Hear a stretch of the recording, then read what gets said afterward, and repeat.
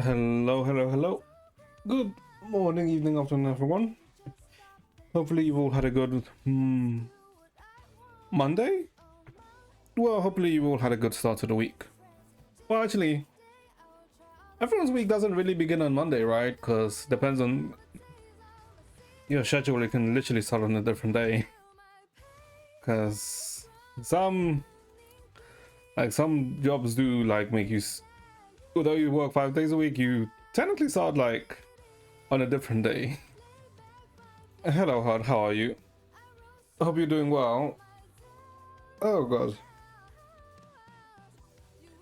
Okay, so I'm annoyed. Okay, so you no, okay, no, technically I'm not annoyed. Okay, what about you? I am pretty decent, I suppose. Yeah, I'm pretty decent. I guess technically I saw learned well, technically, well, not even technically. I guess I started learning how to drive, right? Because I don't know. Before this year, it didn't really feel like it was too necessary, right? Because although there's a lot of shitty things about London, London does have a pretty decent transport system, right? So driving, in my opinion, didn't really feel too necessary, right? Because the transport system in London is pretty good. Obviously, I know there are some issues, but it was all pretty good, right? London is mostly quite interconnected. Oh my god, add you big age. I mean, yeah, I don't know. So yeah, so I started learning how to drive today, and okay, I don't know if my driving instructor was just gassing me up, but apparently I was learning quickly, according to him. So I guess maybe, right? Because I guess I chose to learn how to drive manual, right? And well, the main reason why I chose to learn how to do manual was because it's more convenient. Because if you learn manual, you automatically learn automatic, right? At the same time, and if you only do automatic, you don't really learn how to do manual. So yeah, I felt like manual was the best to go with, right? Now he must be lying. Maybe, I don't know, because I asked someone who learned how to drive too, right? And I asked them how was their first lesson, and apparently for them, their first lesson was just them learning, how the clutch worked, how to start the car, right? But for me, yeah, I learned how the clutch work, how to actually start the car. But I was also driving for a bit. I went around a square. Well, not a square, but I freaking went around the block, right? So I don't know. I don't know. I don't know. For me, it felt weird at first, right? But after a bit, I started to get used to it. I freaking need to. The one thing I didn't expect was for the gas and the brakes to be super sensitive, insanely sensitive. I thought I would need to put a bit more pressure, but no, it was actually insanely sensitive. So yeah, that was a surprising thing to learn. Driving seems so scary. It's not too bad. It's not too bad. You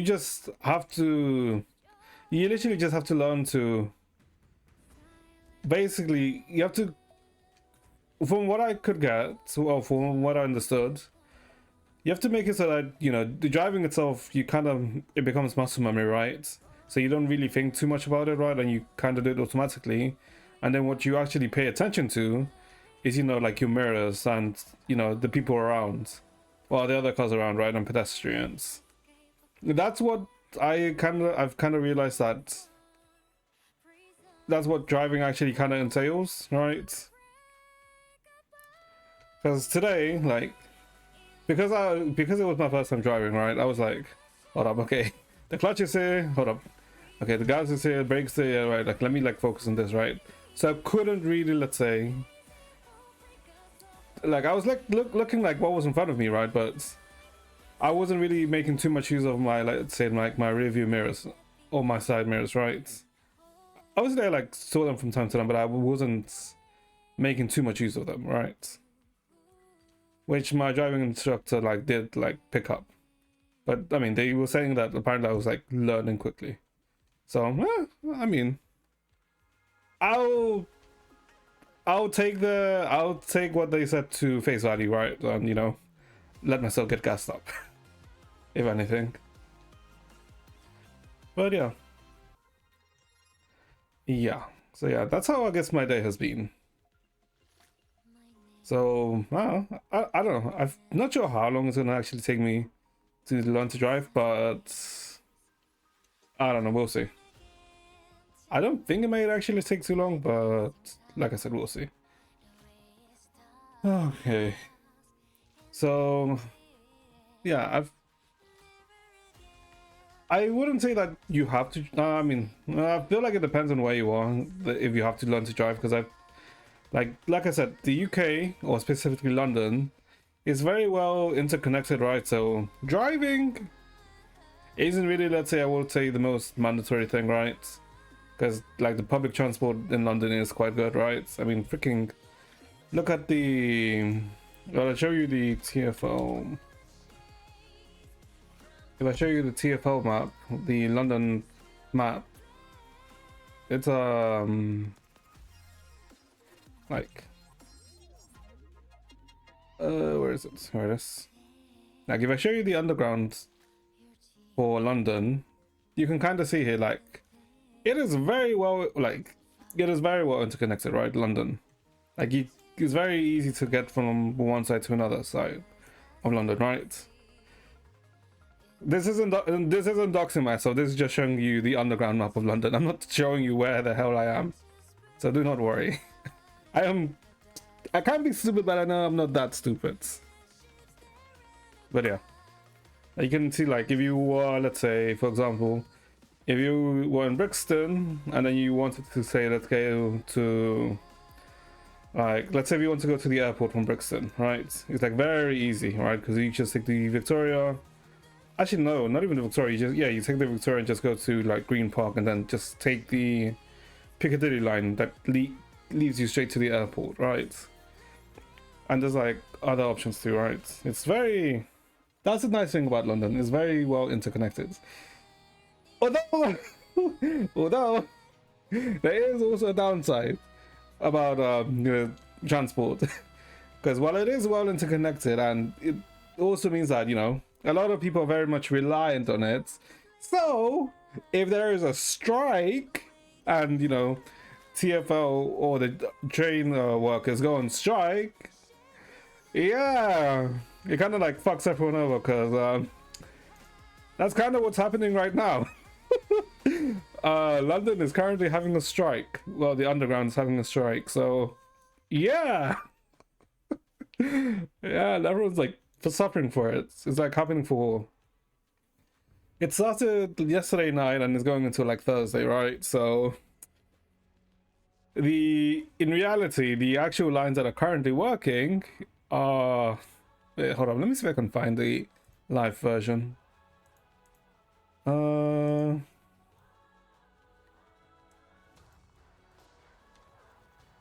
TFL maps.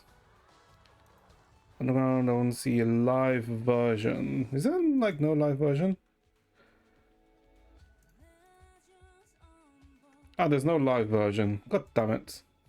No, but there's a live version when you use the app. Nah, and if I do show the app, I am gonna dox myself. Why are the ads on your stream so long? They should only. Okay, so I am not gonna dox myself. Fuck off. Okay, so hard. Okay, help me out in this, because technically, I I set it up so that there's no pre-roll ads, right? So when you click on the stream, you don't immediately get hit by ads. I kind of made it so that it disables that, right? Apparently, IO yesterday when they came on stream, they apparently got ads, which I'm like confused because I'm assuming you didn't get an ad when you came on when you like clicked on the stream, right? Well, I'm assuming, but I've set it for ads to be. Yeah, I've set it for ads to be because yeah, you're right. Yeah. Like you didn't get an ad when you came in, which is technically how it should work. Because I think you minimum have to have like 3 minutes of ads, right? It should be fine showing this, right? And I set it so that since after around 3 minutes, I set it so that the 3 minutes is every 60 minutes, right? It's every hour. So it's a longer ad, but less often. Or I could make it so that it's a 1 minute 30 ad, but it has to be every 30 minutes, right? So what do you think is better? Because I think maybe the 3 minutes every hour is better than, you know, there being one ad every 30 minutes, right? Because then it kind of like it gets annoying, right? I think that's better than it being every 30 minutes. It being one every hour instead. Oh yeah. That's how I have it set up right now. Which I feel like it's the optimal thing, right? I feel like it is optimal. Or if I want to be a dick, I could just make it and set it to 22 ads every 30 minutes. But no. I'm not going to do that. Because that just makes a stream unwatchable. Like, imagine. I am not going to do that. 22 minutes worth of ads. Hell no. That's like you trying to just ruin any chance of any form of growth. Nah. Fuck that. What do you go? Okay, let's see. Yeah, that's how. I guess, yeah, that's how today has been. Like, learning's drive and learning that. It's actually not too bad. It was kind of nice. Yeah, I mean, I was obviously nervous at first, right? But yeah, after a bit, it was not too bad. Okay, also, it'll be interesting than watching your streams anyway. Shut the fuck up. Okay, also, I was kind of annoyed yesterday. Well, after stream yesterday, I was annoyed, right? Because, you know, we were in the, we started the 2.2 story quest, right? And I was thinking that, okay, we reached like a point where, we can kind of control our character now, right? So that's why I ended the stream, right? Also, it was like 10, right? So I was thinking, yeah, this is probably like a good stopping point, right? Like, so I ended the stream and I wanted to, okay, let me go freaking do, let me go do freaking Hollow Zero, right? For the polychromes and crap, right? Nah, I couldn't go. This actually kind of tilted me yesterday, right? Because I could not. I ended up hard sucking myself here. So yeah, I guess I missed out on some rewards, which is slightly of a pain in the ass, but I thought I'd be able to, like, pause the story here and then, continue, but apparently not, which is, I guess it makes sense, right? Because technically in game, right, story-wise, we're kind of locked away from everyone else, but still. Very, very much annoying. Okay. So, in terms of news, there's technically only really two things, if I'm being honest. And one of them is kind of like a continuation of something we mentioned yesterday. So, okay, I guess let's talk about the easy one first. Okay, so, you know how I said Genshin, like, they kind of like announced that they were having a freaking collab with Among Us of all things. Yeah, I guess now they, more or less, officially announced it, right? Because last time it was kind of like hint hint, wink wink, we're gonna have a collab, right? But now they officially announced it for the Genshin Impact Among Us collab starting in 2 days. And okay, don't get me wrong, it's fine, right? I don't really feel like it's a bad collab or anything. What the confusing thing is, isn't this too, like, 4 years too late? 3 to 4 years late? No? My BSF's little brother's gonna love it. Oh, maybe. Cause who the fuck still plays Among Us? Like, wouldn't this collab have been so much better to do 4 years ago, or 4 or 3 years ago, right? When Among Us was, you know, more relevant. Because, I mean, we looked at the SteamDB page of Among Us, right? And we kind of saw how... Oh, wait, hold up. Oh, wait, no, this is like the... Yeah, they had like... They were relevant 4 or 5 years ago. Somewhat relevant 4 years ago, right? But then since then... Yeah, like... I mean, 8, 9K, it's still okay, right? It's not like bad or anything, right? But it's nothing compared to when they were like 100 players, 100K players or more, right? So, yeah, it's not like the collab is bad or anything, but it's just that it's so late. What the fuck? Okay, yeah, sure. The cosmetic set for Paimon. Yeah, okay, it shows a Paimon cosmetic. Okay, sure. Yeah, okay, sure. Okay, so okay. Okay, so it's just a Paimon skin, essentially. Yeah, you know what, sure, whatever. But yeah, it's like I said, it's 4 years too late. And if anything, once the Genshin UGC comes out, they may someone will probably end up doing like an Among Us in the Genshin UGC anyway, so okay, now the other thing. Okay, so we talked about this yesterday. We talked about how, you know, how I was talking about how, you know, war Genshin tribalism, right? Of how like some people in the CN community were like starting to get pissed about the CN voice actress for the female rover, and then, you know, wanted her to, you know, get a you know, basically remove her, right? Who's Rover? That is the female MC for Wuwa.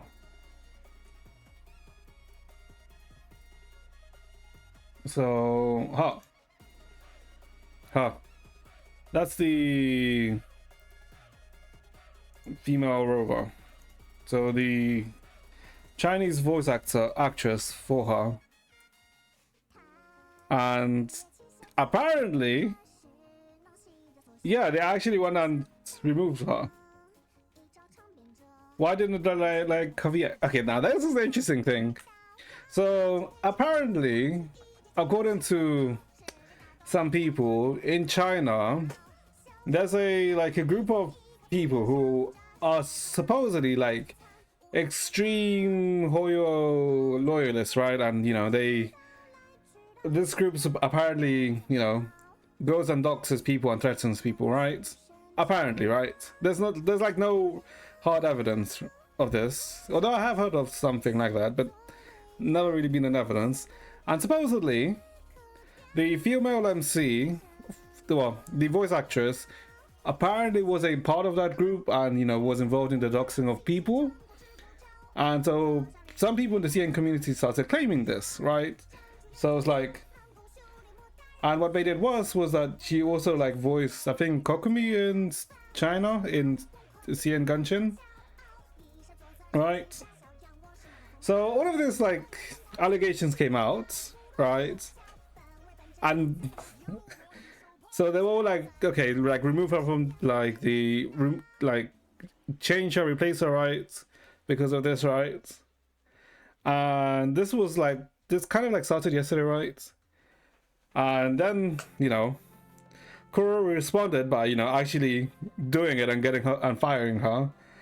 Now, here's the thing. Although all of these allegations came out, right? There was never any evidence to support this, by the way. Like there wasn't ever like any screenshots, like or any recordings or anything like this, right? Nothing at all. No recordings or anything. And like when people like were asking like, so like there any like screenshots or anything like this, right? To, you know, support this, there wasn't like no one could bring anything. It was it was actually insane. Like it's actually insane that oh my god. Like yeah, because apparently she also made a statement, because I did read well, I did see the screenshot of the statement that she made today, that's saying that she had no ties to the group, right? And because like people started saying that she has ties to this group, she herself started to get doxxed by people, right?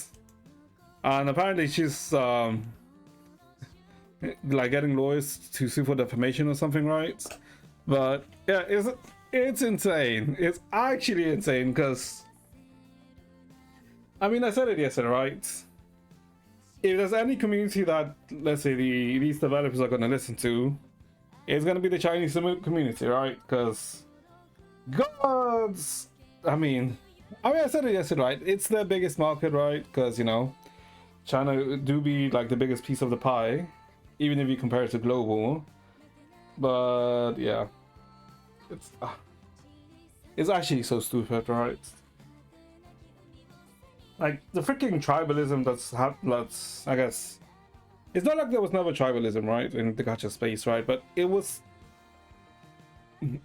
really ever, let's say, like this bad, right? There was always like bickering here and there, right? But oh my god, like ever since I guess I wouldn't really want to. I wouldn't.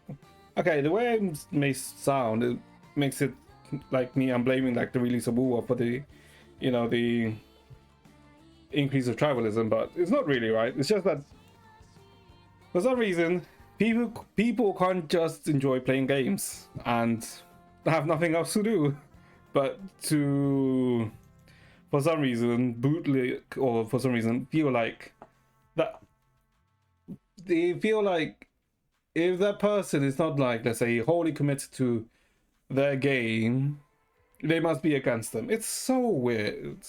It's such a weird mindset, in my opinion, right? I don't know. Am I insane for having that? I don't know. Actually, I don't think I'm insane for having that mindset. It's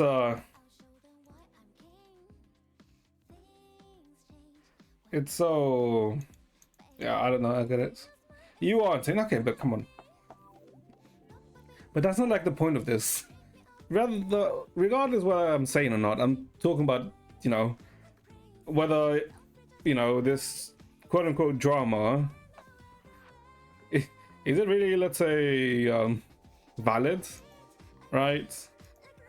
Is it really worth people's time? Like, surely people have better things to do than, you know, that. But I suppose. Okay.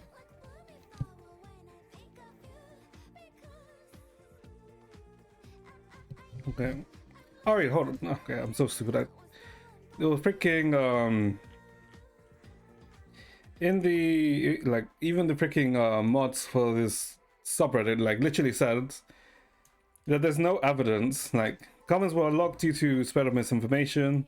There's literally no evidence of the VA in question participated in or was a member of the group, and the doxing, harassment or cyberbullying of any fans.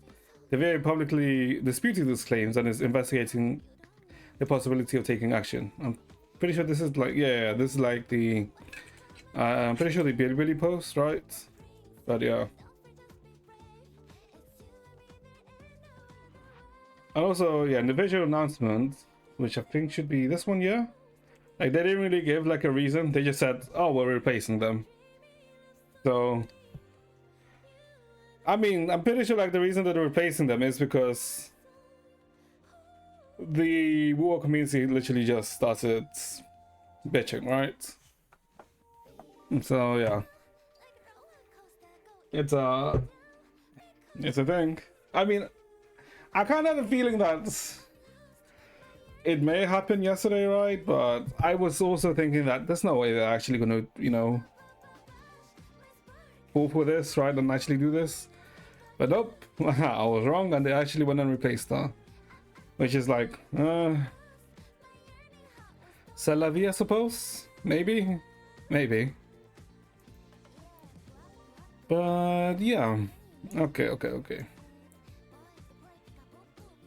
Okay, so, wow, can't freaking even waste my freaking energy right now because I guess I have to finish the story to be able to even use up my energy. So yeah, I guess we'll continue the story, right? Because I don't think there was any other announcements. Because the Tokyo Game Show is in like 2/3 weeks, which is probably when I'm gonna hear more announcements. Oh wait, hold up. The HSR announced the thing, right? Starreo. Sorrow, and almost forgot about this. Okay, so Starreo announced where is it? Here it is? Oh no, they also released this, right? And this usually maybe has like some interesting information. Yeah, Starreo basically announced on Friday? The 12th is Friday, right? Hold up, let me check.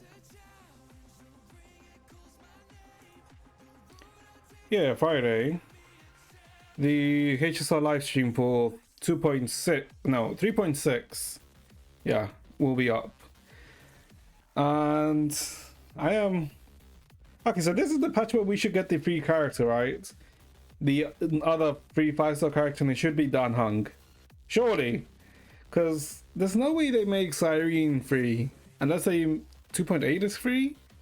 But then, I mean, 3.8 is free, but we don't really know who the hell will be in 3.8. So, yeah. So I am interested in where the hell this is all going, right? Because, what, 2.6 is the patch before the last Amphorius patch, right? So a lot of things should happen here, right? Considering we only really saw Evernight towards the end of 3.5, and we didn't really see Dan Hung at all in 3.5. I mean, we saw him a bit, but then not really, right?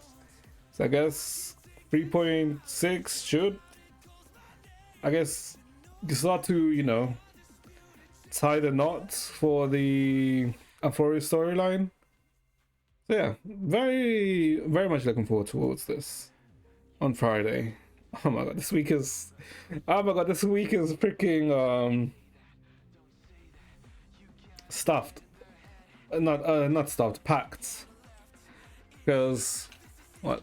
Finishing is easy tomorrow. I think today. I think tomorrow is really the only, let's say, quote-unquote light day this week. Because tomorrow, like, it's kind of like chill. On Wednesday is a Genshin update, and we'll probably start doing the Genshin's main story on the Thursday. I probably won't finish it on the Thursday and probably finish it on Friday. But also, on Friday is also the HSR live stream, right? So, yeah. This week do be kind of stacked. I think next week is kind of chill. Is there anything next week? No, yeah, next week should be really chill. I think the only really thing that next week we would have is maybe the Wuwa update. No, not update. The part 2 with but I don't think so. Yeah, I think next week is chill. Which is at least is good. I don't care about what I want. I don't care about that. I want the Impact Third update to come sooner. I mean, you're not wrong. So do I. I also wanted to come sooner, HUD, but Impact Third isn't gonna update it for 5-6 weeks, right? 5 to 6 weeks until we get 8.5. Yeah, 5 to 6 weeks.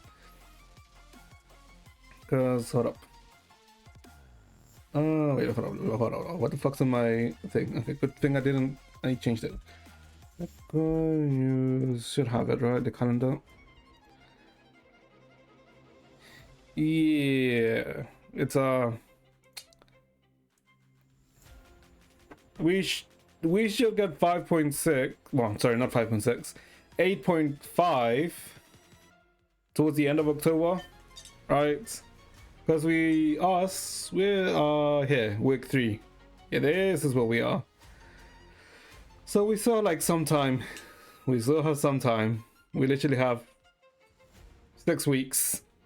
Just kill me. I also hate these long 2-month cycles. It's incredibly annoying. It's actually so annoying.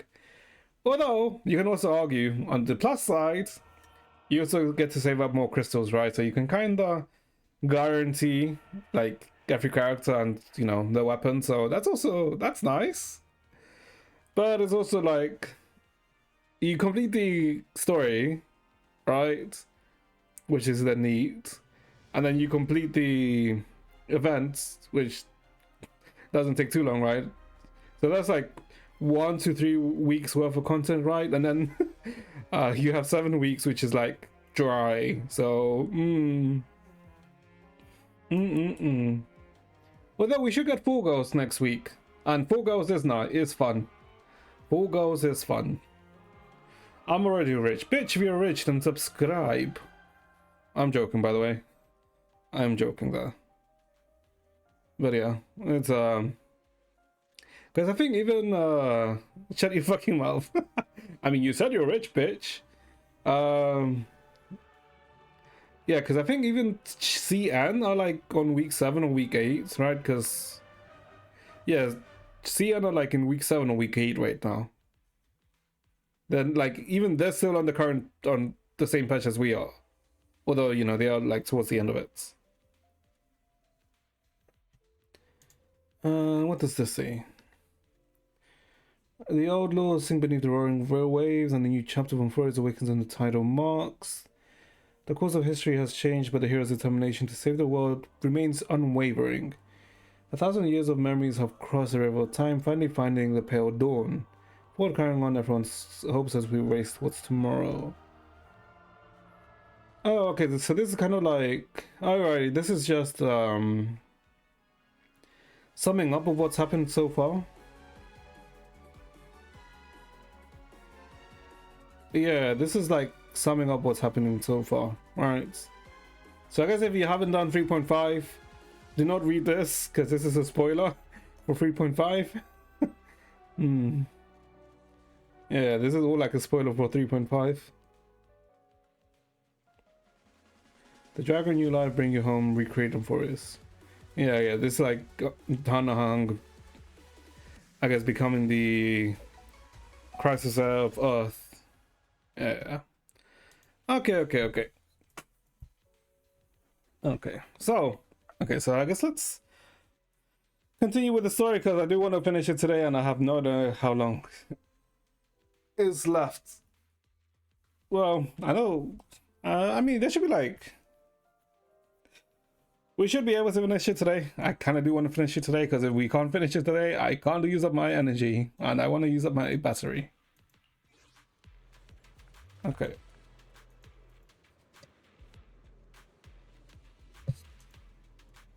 Okay, also, by the way, what are your opinions on sparkling water, by the way? Do you like it? Because, I don't know. For some reason, whenever I ask if people ask sparkling water, it's usually like a half and half, right? Where some people just pour it. sparkling water, or I guess spring water, I guess it's also called, right?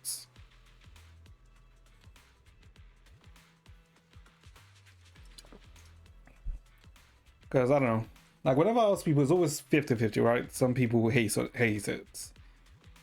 I don't know. I myself, I think the first time I drank it, I didn't really like it, right? Because it had like, you know, when you drink water, you usually think, oh, okay, it's just refreshing and nothing else. But with sparkling water, it has like, it's not like it has a different taste, but the bubbles make it feel like it has a different taste, right? But I don't know. Now I do kind of enjoy myself some sparkling water. But I remember like when I was like years ago when I was like telling some friends about this, right? They were like, "Huh? The hell is wrong with you? Who the hell drinks sparkling water? What are you, bougie? What are you, middle class?" But nah, I don't know. It's nice. Sparkling water is quite nice in my opinion. It's just okay. Yeah, I mean like if you were to tell me like what would you rather have, water or sparkling water, I'm just like I'm good with either one, right? I don't really prefer one or the over the other, right? But I feel some people I guess find it weird for people to like sparkling water, right? Because like the hell is wrong with you? Why do you want water with some bubbles? But that's actually just what it is, right? Just water with carbon, right? But yeah, okay. So what the hell did we even see happen last time? So I guess last time what?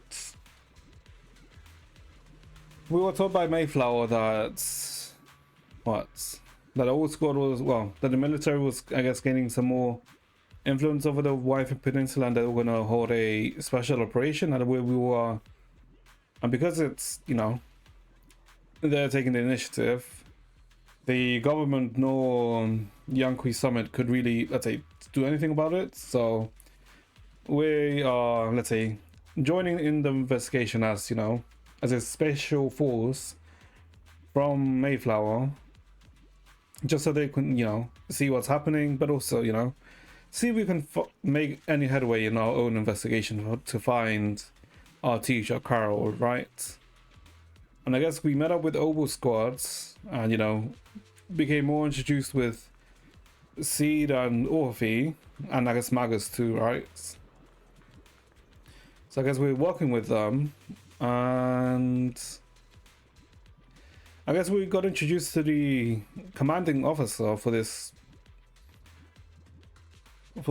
operation, and the guy seems kind of, I don't know, he seems, I don't know, I feel like yesterday I was saying that maybe he looks like the guy who's like maybe double crosses us, but I don't think so.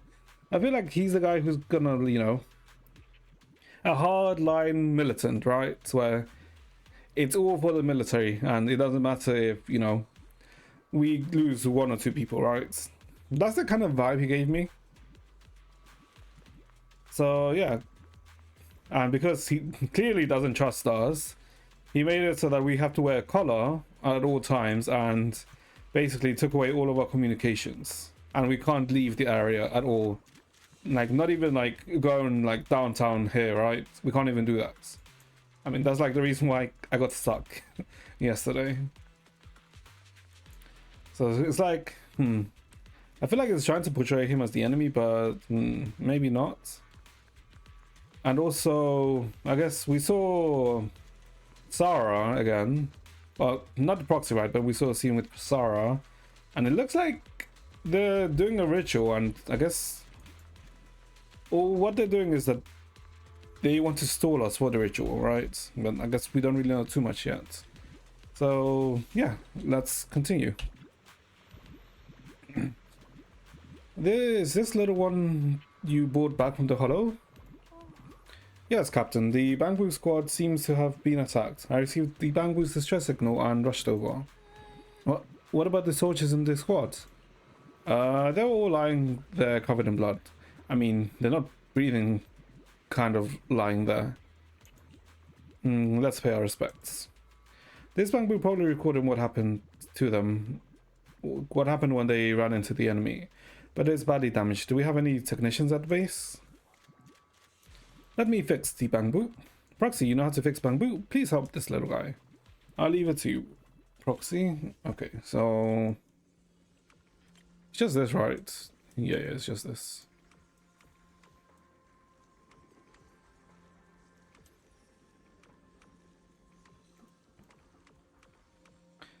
Okay, then we've got very easy puzzles. Such easy puzzles, even a child could complete them. The video footage is restored and the images from inside the hollow stream out through the Bangbu's data ports.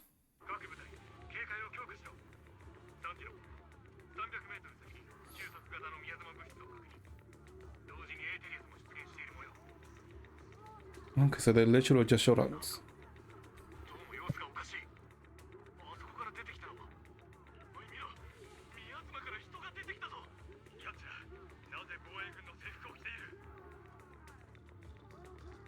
Huh? Defense uniforms? Are they using corpses? Yeah, I'm guessing they're using corpses, right?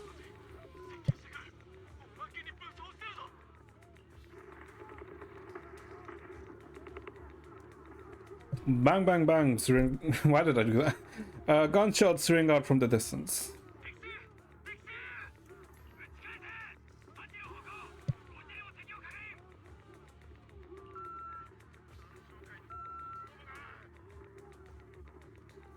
I believe the word fuck has been used here. Gunfire echoes all around.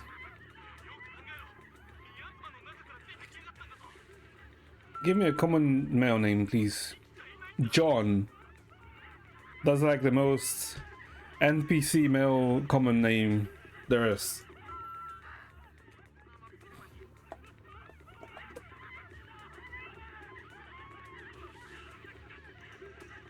Unless you want like the most popular male name, I'm pretty sure that's Muhammad, right?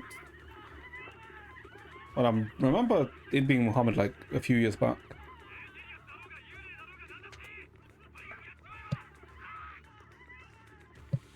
That sounds way too English. Oh, I guess you want like a... What, Muhammad? Yeah, I'm pretty sure Muhammad was like a very common name. Well, it's like one of the most popular names.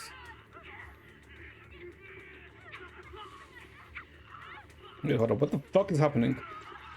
Oh, what the fuck are we seeing? The dead bull? Yeah, the dead. Okay, so zombies.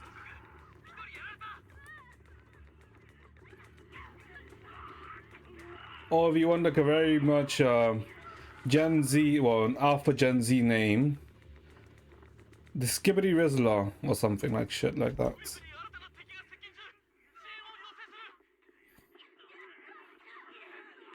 The deafening gunfire grows louder, gradually drowning out all the voices. Shut your bitch ass up. Shut the fuck up. And the gunfire and voices gradually fade away and everything returns to silence. Ooh, they are dead.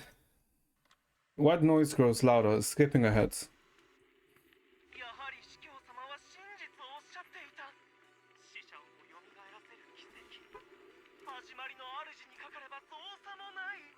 Oh, there's the cultists.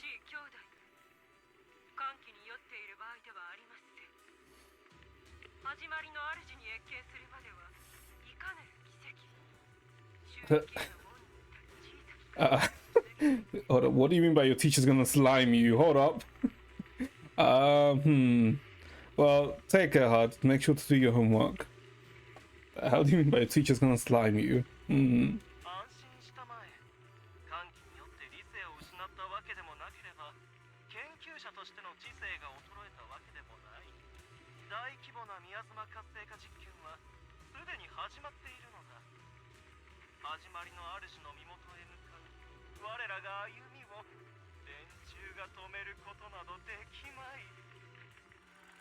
The footage ends abruptly here. The Bangbu recording the data seemingly couldn't hold any longer. Crap, I want to see a bit more. But those soldiers scrolling out the miasma, they look like the dead brought back to life. The dead, but they were dressed in military gear from the old capital. Stuff from 11 years back. If they were truly dead, if the dead truly has returned, how could they be the ghosts of those old soldiers if they're shooting at their own squad mates? If anything, I'm gonna assume it's probably something similar to how, you know, Resident Evil 4, right, with the parasite with Las Plagas. Maybe it's something like that. They're not the they are not the undead. It's more like some kind of miasma creature. Oh, that could be also it. So the fact that those creatures take on the form of former Defense Force soldiers means their creator, the enemy's knowledge of the Defense Force, might be beyond our imagination. Besides, yesterday's recon mission went perfectly. We didn't let any cultists escape, so there's no way the Exalters should be aware of our progress. We need to report to our assault. Let's go, Proxy. Okay.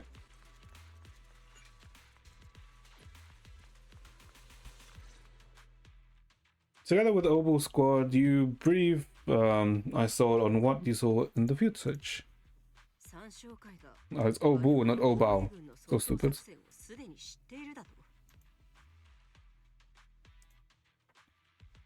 これまでの作戦で起きた武力衝突はオボルス小隊による威力偵察だけだったはず。この偵察部隊はあくまで不慮の事故に見舞われたと見るべきだろう。とはいえ、オボルスの動きは完璧だった。計画が漏れようはずもない。三小会が我々の想像以上に洞察に長けていたか。私の預かり知らぬところで動いていた部隊がいたのか。I mean, there is the option of that being a mole, no?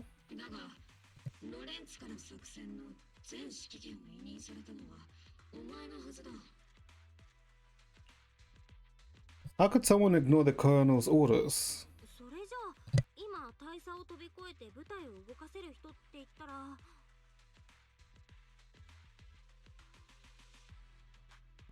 Okay. ロレンツ少将だけだな。たとえイゾルで大佐であっても厄介な上官に手を焼くことがあるのですね。おまけに自分の上官より数段厄介そうであります。オルペス、まさかとは思うが、私のことを言ってるんじゃないだろうな。I mean, my commanding officer was always attached to me. Maybe. こうなってしまった以上は少将と口論したところで何も解決しない。つまり強襲作戦の成功には何よりも速さが必要不可欠となったわけだ。鬼火隊長の無鉄砲さには並行することもあるが、今回ばかりは賛成だ。その早きこと風のごとし、侵略すること火のごとし、尻がたきこと影のごとく。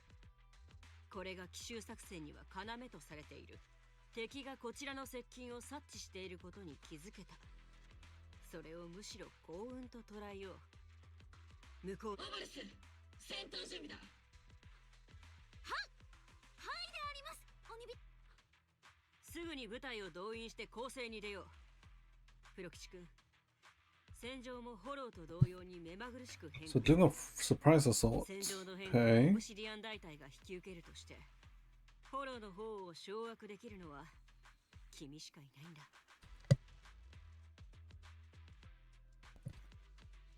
I won't let you down. 任せて。伝説のプロ騎士と市長さんの特使、どっちの肩書きにも恥じない働きをするから。町の人たちだって防衛軍をすっごく頼りにしてるんだし、お互いにシャキッとしないとね。 Isn't this... 言われなくても分かってる。隊長が言わんとしているのはでありますね。 Isn't that too on the nose? The operation has two main objectives. First, to gather intel on the Miasma soldiers. Second, to eliminate key Exaltus bases. Get ready and move out. In a surprise attack, every second counts. Let's move out.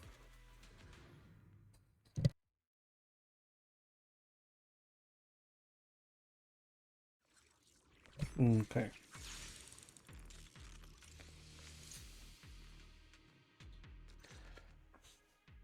イゾルデの計画にない部隊が動いたせいで三将会はすっかり警戒態勢だ。三将会の中心的人物がいたとして目の前でケツをまくられたんじゃ話にならん。そこで現時点で我々が把握している情報によれば、今回の作戦目標となる拠点は三将会の本拠地である可能性が高いのであります。The intel may not be complete. 情報ではそうなってる。でもこれまでなかなか尻尾をつかませてくれなかった三将会のことだから、情報の信頼性はちゃんと確認しておきたいかな。せっかく士気を高めてるところ申し訳ないんだけどね。プロ騎士君が情報戦に長けていることは知っている。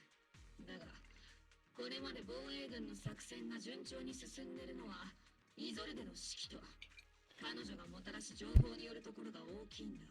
Meaning that if we get false intel, it's all because of her soul, right? And then she's a traitor? But that wouldn't make sense. Oh, please don't make her a traitor, right? Because then she probably won't be playable. God damn it. You really trust her. 鬼火隊長ってイゾルデ大佐のことを本当に信頼してるんだね。なぜかと言いますと、鬼火隊長とイゾルデ大佐はずっと前から肩を並べて戦ってきた戦友だからであります。肩を並べて戦ったというのは少し語弊があるがな。とはいえその通りだ。イゾルデとは長年にわたる戦友であり先輩であり上官だからな。それにイゾルデの協力なくしてオブルス正体は存在し得なかった。あいつを信じられないのならこのオブシディアン大隊で私が信ずるに値するものなど。I understand. Poor Orphe. Can't even be trusted by Magus. じゃあ私のことも信じてほしい。プロ騎士として私の役目はただ一つ。みんなを正しい行き先へ導くことだよ。Okay. 防衛軍め、ここを嗅ぎつけたか。何者だ。 Well, couldn't think of anything to be honest. 始まりの主は決して彼らを許さない。我らの犠牲は主を Wait, what the fuck? Oh my god, I fucked it up.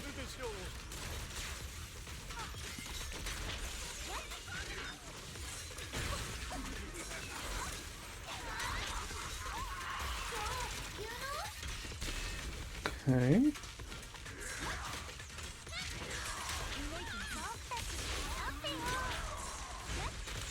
私の後ろに。何やったでありますか。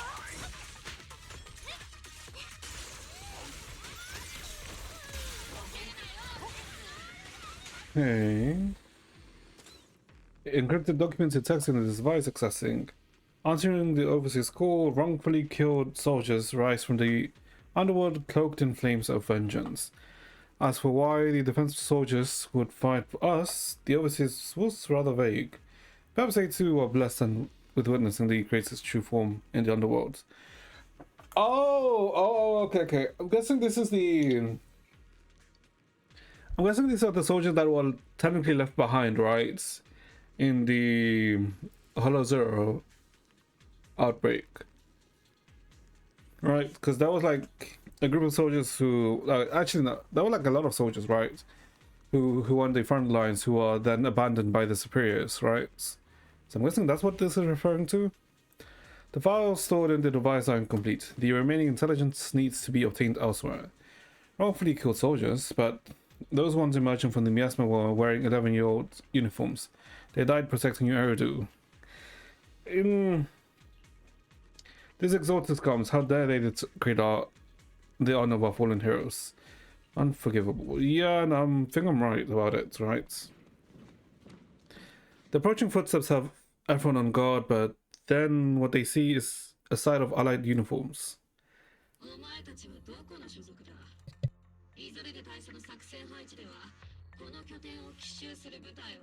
我々オボルスのみとなってるはずだが、イゾルデ大佐が本作戦における指揮官であることはそういない。だが我々はロレンツ少将閣下直属の部隊だ。So they really are under the general commander's やっ command. ぱりロレンツ少将の指示だったんだね。イゾルデ大佐に黙って動いて三将会を警戒させちゃったこと。言葉に気をつけるんだな。少将閣下は君たちの戦力だけで遂行は困難だろうと判断し、Nah, bitch. 支援部隊として送り出してくださったのだ。 You're here to see how we operate. Let us do well. Let us complete the mission and then get rid of us, right? I know your type. 我々を支援？ついさっきまで戦っていたのは我々だけだったように見えたのでありますが。ああ、それについては感謝している。君たちが正面で戦力を引きつけてくれていたおかげで我々すまんな。うっかり本陣への一番乗りを頂戴してしまったようだ。ことにされて気に障ったか。手柄？それが一体何だというんだ。近頃の新兵はそんなものにこだわるのか。 I was right.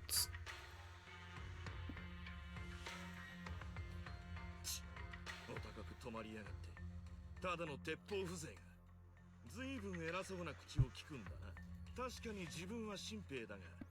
A washed up old dog like you. Oof. 口を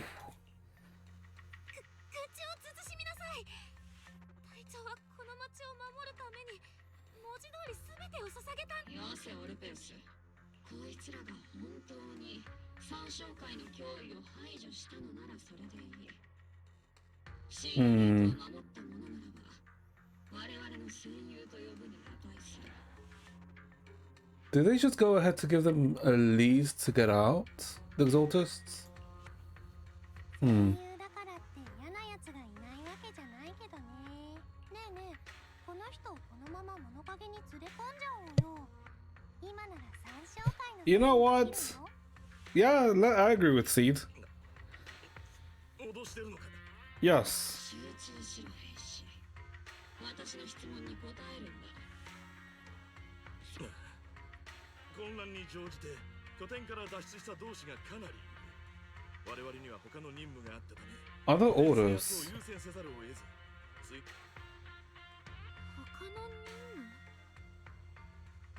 三将会の相当以上に重要な任務なんてあるのでありますか？わけめ、この程度のことも満足にできないか。行くぞ、オブルス正体。もう一度こいつらの尻拭いだ。各員、戦。はいであります。 Okay. Yeah, I think. Is Lawrence actually in cahoots with them? There's no way, right? Oh. What the? Why the hell gotta go this way? Okay, a very small invisible wall.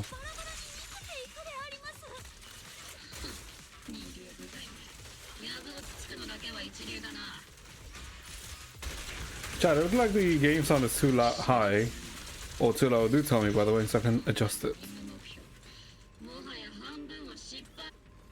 Encrypted documents detected on this device accessing. We may be working with portal mags, but they aren't exactly saints. They sacrifice everything for profit. The soldiers didn't die protecting the city. The truth is, the violence here without warning. There's a record of the hardware being removed, but the missing data cannot be retrieved. Damn it, of all places, the data had to be missing at the most crucial parts. Soldiers didn't die protecting the city. Just what did the Exaltists learn? I mean, did they get bombarded? Without being told? Oh, I think that's what happened, right? It's nothing but a distraction they planted on purpose. To mislead us. So it's clear that the Exalted remnants were spooked by the Major General's unit acting so recklessly. That's why they moved the key data early. Guess we'll have no choice but to press on. Okay.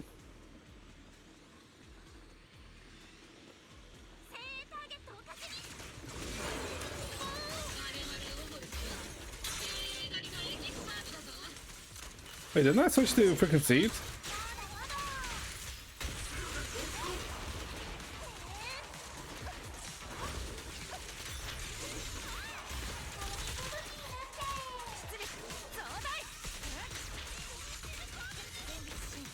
Okay. 一切が順調だな。ルクロー取締。 Lucro. 今回も頼りにしていますよ。 So Lucro's also working with them then. Wait, what? ロレンツ少将、なぜ少将自らフォローへ。 Lucro was the other. You know, I said that in 2.1, Postlumex had like one CEO like working with them, but the other ones, I guess, is working with the military. 機関たちだな。イゾルデ大佐が何かにつけて進めてくる。コードネームオボルスというのはこれほど早く到着するとは。俺の予想以上だったと言わざるを得ん。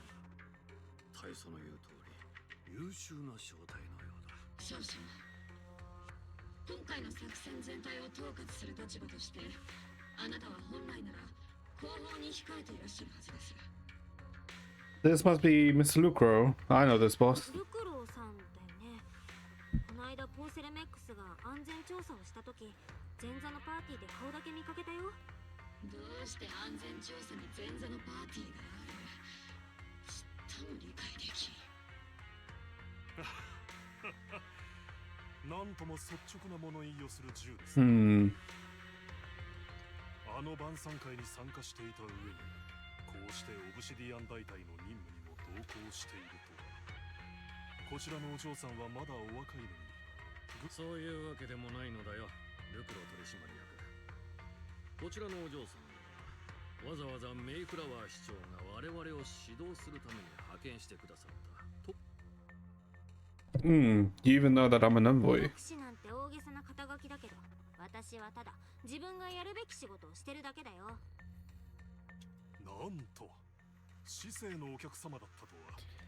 これは大したおもてなしもできず、大変。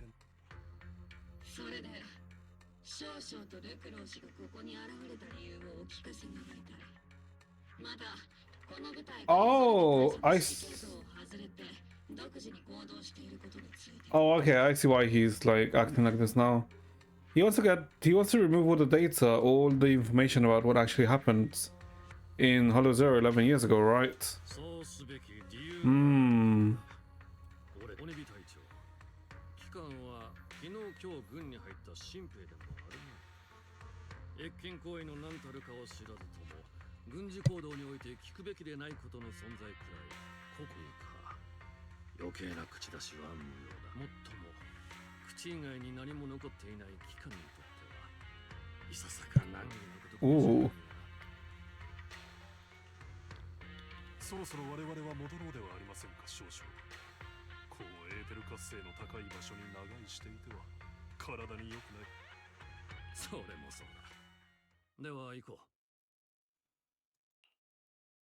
Escorts by the troops, Lawrence and Lucro withdraw from the strongholds. 特別軍務手続き窓口にいたあの感じの悪い事務官を除けばこれほど頭にくる人物は初めてであります。申し訳ありません、鬼火隊長。軽々しく長官の悪口を言うべきではありませんでした。 Do not worry about it. You are correct. 今回は見逃してやる。私とて正体全員を軍法会議送りにするリスクがなければ悪態のすべてを高出力レーザーに変えてあいつらの顔面に叩き込んでいた。 The reason they were here. ねえ、ここは三商会の重要な拠点だけど、同時にあいつらの実験施設って側面。 Yeah, they wanted their data.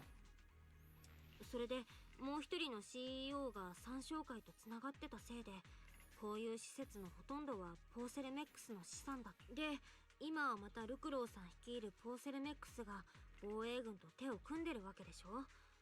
だったらわざわざあの二人がこんなとこに来た理由って。やめろ、頭が破裂しそうだ。どうせあいつら No, it's not just profits. 山分けする算段でもしてたに決まってる。ということでありましょう。ロレンツ少将はとんでもない大悪党であります。 Is he? I don't think he. No. Was I wrong about him? オルペンスってはまだ世の中が善と悪できっぱり分けられると思ってるんだね。ピュアだな。ああ、オルペウス隊員は救いようのない間抜けだが、これに関しては恐ろしいことに間違ってるとも思わない。奴らがフォローで落ち合ったのだって人目を避けるために決まってる。とはいえ今はどうでもいい。学院、追撃を続けるぞ。Okay.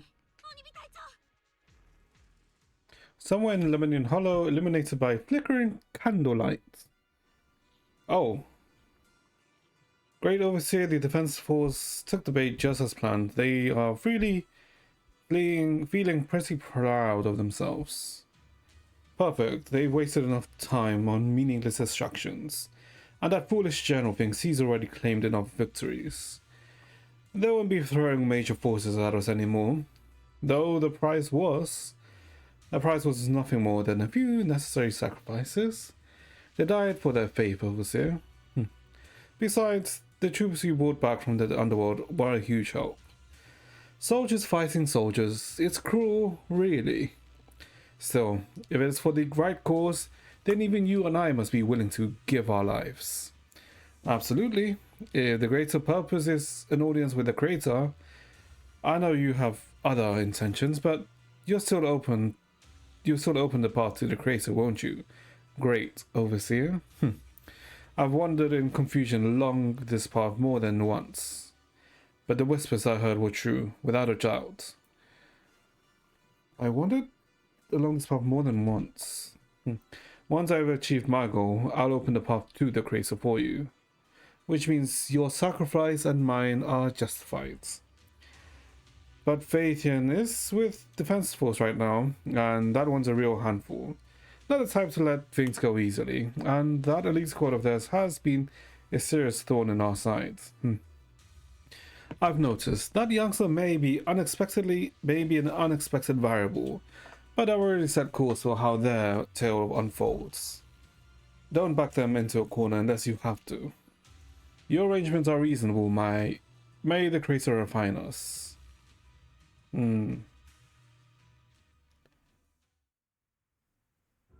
Cheers and laughter echo from the military camp, which has been quiet for the past few days. Why is the defense force base so lively? What's going on? Let's ask around and see what the soldiers know. We should have wiped out the scum a long time ago. They will wipe a peninsula into chaos, and the poor workers paid the price.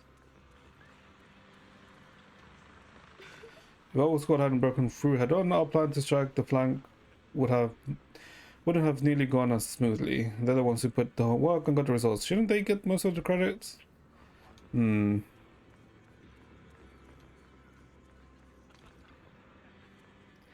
Oh, you face. I'm not in a familiar uniform. You must be this outside help for the, what was it? Apostle Squad?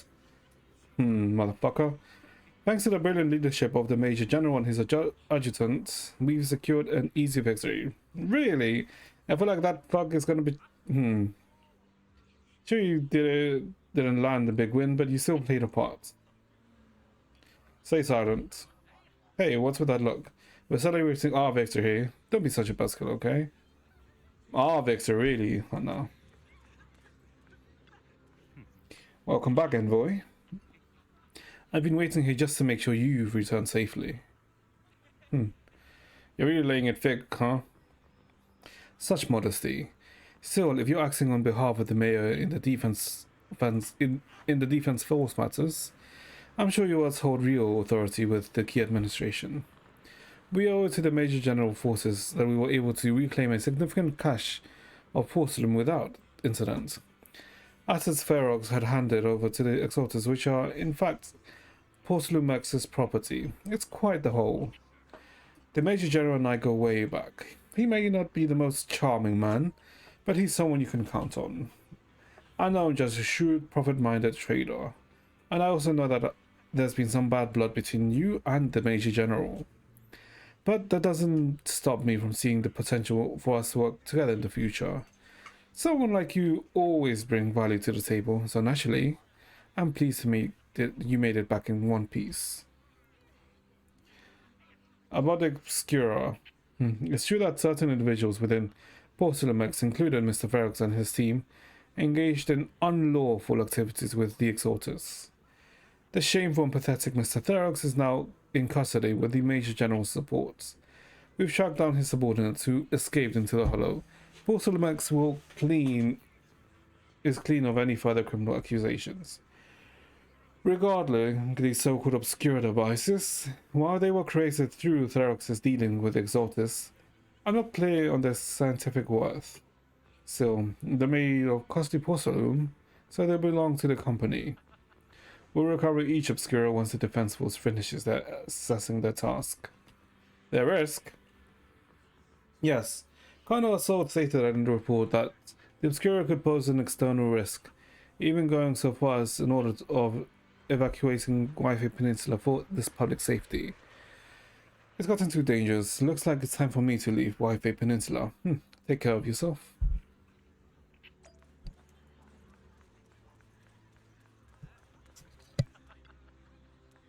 This guy's sure know how to take it easy. They were already planning the victory party right after winning. So what's the defense force's next move? Next move? There isn't one. The Major General believes the key members of the Exalters have been wiped and the base cleared. As far as he's concerned, we've already won. Never thought the victory would come this quick easily. What about the Obscura and the Exotic? You face Exalters more than anyone. Proxy, your insight is valuable, but even so, the Obsidian Division can't keep pouring resources into chasing down a minor outlaw group. As for the Obscura, Colonel Isord is taking intel and the risk posed by the sacrifices very seriously. She's already prepared to evacuate the citizens of Wi-Fi Peninsula. We'll stay on guard here to protect the civilians until everyone's been evacuated and all the Obscura in the city has been cleared. It's thanks to Isord's leadership that we are able to locate so many Obscura across the city before the operation begins too. Did Colonel know about the risks of Obscura all along? Since everyone's taking a break, why don't you relax a little too, Proxy? I'm heading back to camp with the captain. Wanna join us for a bit, Proxy? Despite your doubts, with cheers ringing through the night all around you, you find yourself the brief rest by the firelight with two soldiers. As our squad settles in at the quarters, the troops are already preparing to celebrate. Oh.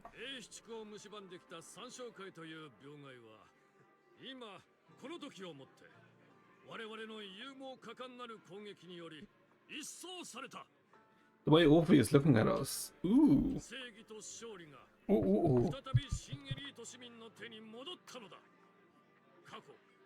これまでに繰り返されてきたすべての勝利と同じように兵士よ己が勇気をたたえよ兵士たちよ勝利の栄光に歓呼せよ Cheering rises up from the gathered soldiers. 我らが聡明なる指揮官ロレンツ少将閣下万歳こんなこと言ったら台無しだけどまだ勝利をお祝いするには早いんじゃない？ロレンツ少将、歓声を浴びてすっかりご満悦でありますね。典型的な、おお、偉いさんだね。その心配は至極まっとうだ、プロ騎士君。フォローの内外にはまだ三将会の残党がうろついてやがる。市内にあるオブスキュラだって処理しきれてない。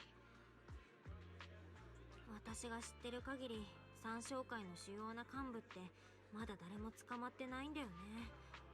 もう何度もやり合ってきたけど毎回うまく逃げられちゃってる。あいつらを何とかしない限り三将会の脅威はなくならないもん。イーシェン師匠がメボラクに痛手を負わせたのは確かだし三将会だって損耗が激しいはず。なのにあいつらも宮妻も一向におとなしくなる気配がないのは多分サラみたいなのが悪さしてるんだよ。That's true. I guess we've only encountered Sarah once, right? Directly. Actually, no, twice.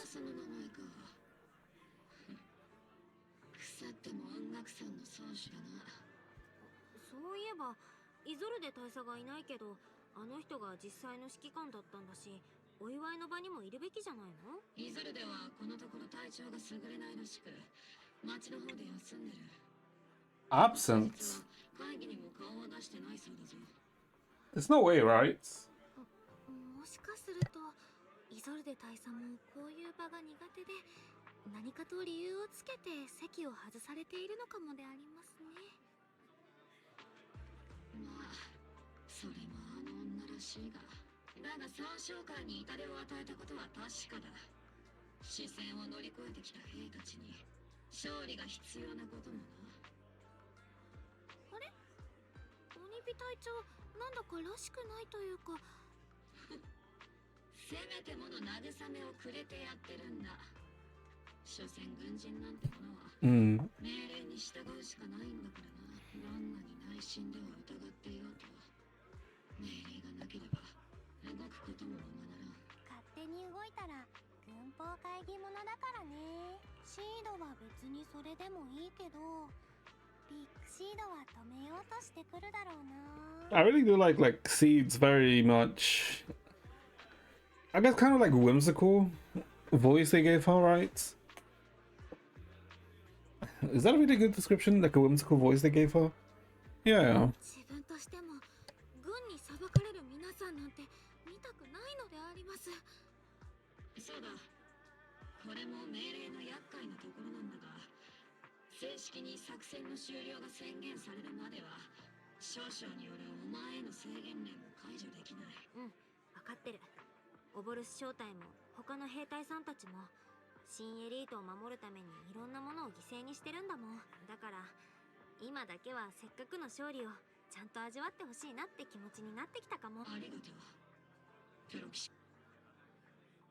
But as Faithian, I have no right to stop moving.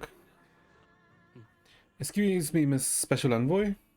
The colonel asked me to pass a message. Some bigwig from Tops is here to see you. Bigwig from Tops? From Tops? Don't ask me about the specifics, you'll have to go to see yourself. Tops? We don't know anyone from the Tops, do we? No, we don't. This is... Oh, Damien! Okay, you met with Damien after dark and filled him in on what Luke Rose is doing. もちろん。ルクロー氏が自らフォローに出向いたことも、 I forgot about him. その部隊の動きについても全て私の耳に入っております。ポーセルメックスと三将会、双方の工事の在庫を移送する傍ら、フェロックスの下で働いていた腹心たちを片っ端から捕まえているのです。粛清を恐れフォローの研究所に逃げ込んだ哀れな私の同僚たちもこれに含まれます。まだ全ての決着がついたわけでもないというのに、あちこちで尻尾切りが始まっているわけですが、暗君より恐ろしきはまた別の暗君ということなのでしょうか。トップスが拾い上げてくれるとも思えませんし、防衛軍が私のような野良犬に思いやりを示すこともないでしょう。 No place in the Tops any longer. No defense force will seek justice for a stray like me. Wait, why? Why? So you're in a pretty risky position as well. Wait, why wouldn't the top... Wait, chat, am I lost? Ah, wait, I'm lost. Because didn't... Wasn't he still in like a good standing at the end of 2.1? Right? ダミアンさん、せっかくフェロックスの失脚に一役買ったのに、新しい女子はあんまりよく思われてないみたいだね。Oh, I see, right. Okay, makes sense. Because freaking, what's the guy's name again? Not Ferox. Ferox is the one who died. Lucro was teaming him as a thorn, right? そうなのですよ。目の前の餌に迷わず食らいつく野良犬という実にありがたい評価をいただきました。まるで私に選択肢があったとでも言わんばかりではありませんか。率直に申し上げましょう。当初は林先生をはじめとして雲岳さんの皆様におすがりする覚悟もできていました。立場がどうあれ、今のエヒチの命令を重んじ、 Let my voice break. 話を辛抱強く聞いてくれる方は、誰かに頭を下げるなんて当にな A stray like me is used to... Well... 残念だけど、林先生もも状況としてはダミアンさんと似たり寄ったりで、今は動きを封じられてるんだ。音楽さんのみんなにも簡単には連絡が取れなくて、一応ダミアンさんだけなら保護してもらうこともできるんだけど。ああ、ですがもうご心配なく、途方に暮れていたところにちょうどJust as Damien finishes speaking, a small figure suddenly springs up from behind him. Oh, this one. トミッチの救世主さんことザオちゃんです。 Whoa, no, no, no, no, no, no, cancel, cancel, cancel. That's not what I want. Oh, playback. This one now is at moment Miss Savior appeared. The little rat? Rabbit? Is she a rabbit? 普通企業の人ってザオちゃんを見たら死神にでもあったような顔するんだけどね。今日は救世主だって変なの。 Huh. ご紹介いたしましょう。こちらトップスよりお越しいただいたザオ様です。 Zhao. 黒枝に属されています。 Krampus complies authority.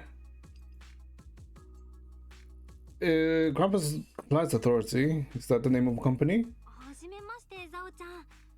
クランプスの黒枝ってトップスの加盟企業？いつものビッグネームに比べるとあんまり聞いたことないけど。知らないと思うよ。黒枝は会社の名前じゃないもん。審査、裁定、ルールの維持。それがザオちゃんたちのお仕事。 So like a special force in the tops to, I guess, keep the balance. 過酷な競争って市場構造の現在でしょ。だから円卓の偉い人たち的には会社のトップたちが血まみれで喧嘩してても全然 OK なんだけど、それもあくまで財政ユニオンのルールと利益をちゃんと守って喧嘩してたらの話。 Yeah, yeah, okay, it's like, okay. ビジネスってゲームはあんましお行儀よくいかないことばっかだけど、円卓がそれを許してるのはちょっとした思いやりだから。ルールをわざと破るやんちゃな子には怖いママが真っ黒な枝を伸ばしてくるんだよ。 Business game doesn't allow us to play with the rules. Okay. のボーセルネックスはちょっとお板が過ぎちゃったかな。 So you really are a disaster. Isn't this what kept Stops standing strong all this time? なるほどね。なんとなく分かってきたかも。どうでもそういうルールの番人がいるからこそ、トップスはこの町で押しも押されぬ立場にいられるんだろうね。私が彼女を救世主と呼ぶ理由もこれでご理解いただけたのではないでしょうか。ダミッチの救世主になるか死神になるかは全部調べ終わってからじゃないとわかんないけど。そうだとしてもルクロー氏のような人に生殺与奪を握られているよりはずっとマシですよ。 Hopefully she'll turn out to be a savior. ダミアンさんとは友達ってほどじゃないけど、ちょっとは人となりを知ってるつもりだよ。この無茶苦茶なゲームで生き延びるためなら何でもする覚悟があるけど、絶対に一線は越えないっていう信頼もあるの。 Although, like, if you remember how he was like towards Alice in 2.1 at the start, it is like a whole 180, right? 君、いい目をしてるんだね。 Be とてもシャープで綺麗。 beautiful 黒 eyes. 枝としては敵になってほしくないかも。 Is that a threat? Hold up, that's a threat. 次にザオちゃんと会うときはその目がおこじゃないといいな。 Miss Zhao, the Krampus member, turns and walks off with Damien in tow. She may have been small in stature, but her commanding presence nearly overshadowed the disheveled Damien beside her. It's getting late, let's get back and get some rest. Okay, so I'm guessing... Okay. Wait, where's the video? Where's the... ZZZ video? Is it this one? No, where's the preview for Oh, it's this one, right? Yeah, it's this one. It's this one. It's the preview. Where is it? It's...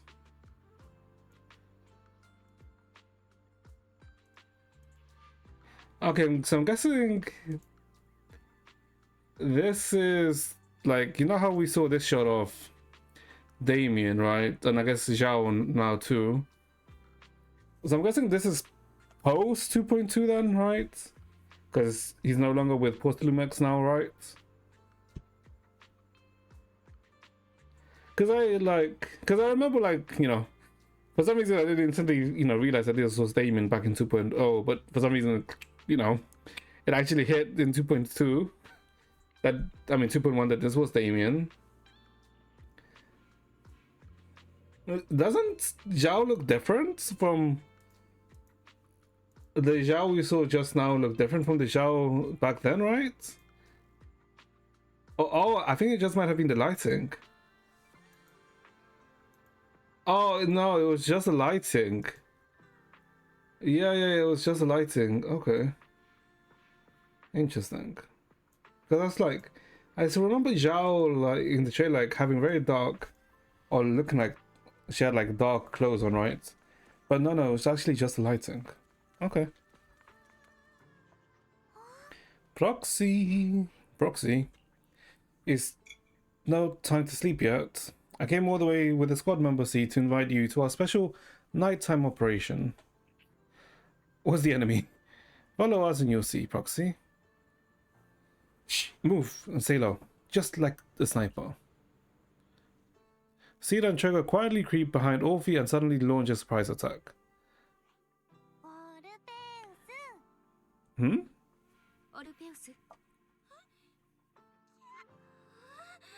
Okay, what was the way? Hold up. What was this?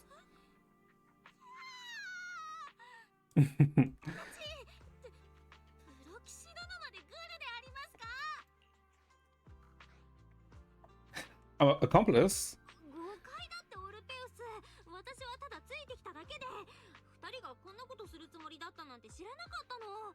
しー、おにび姉さんは就寝中なのであります。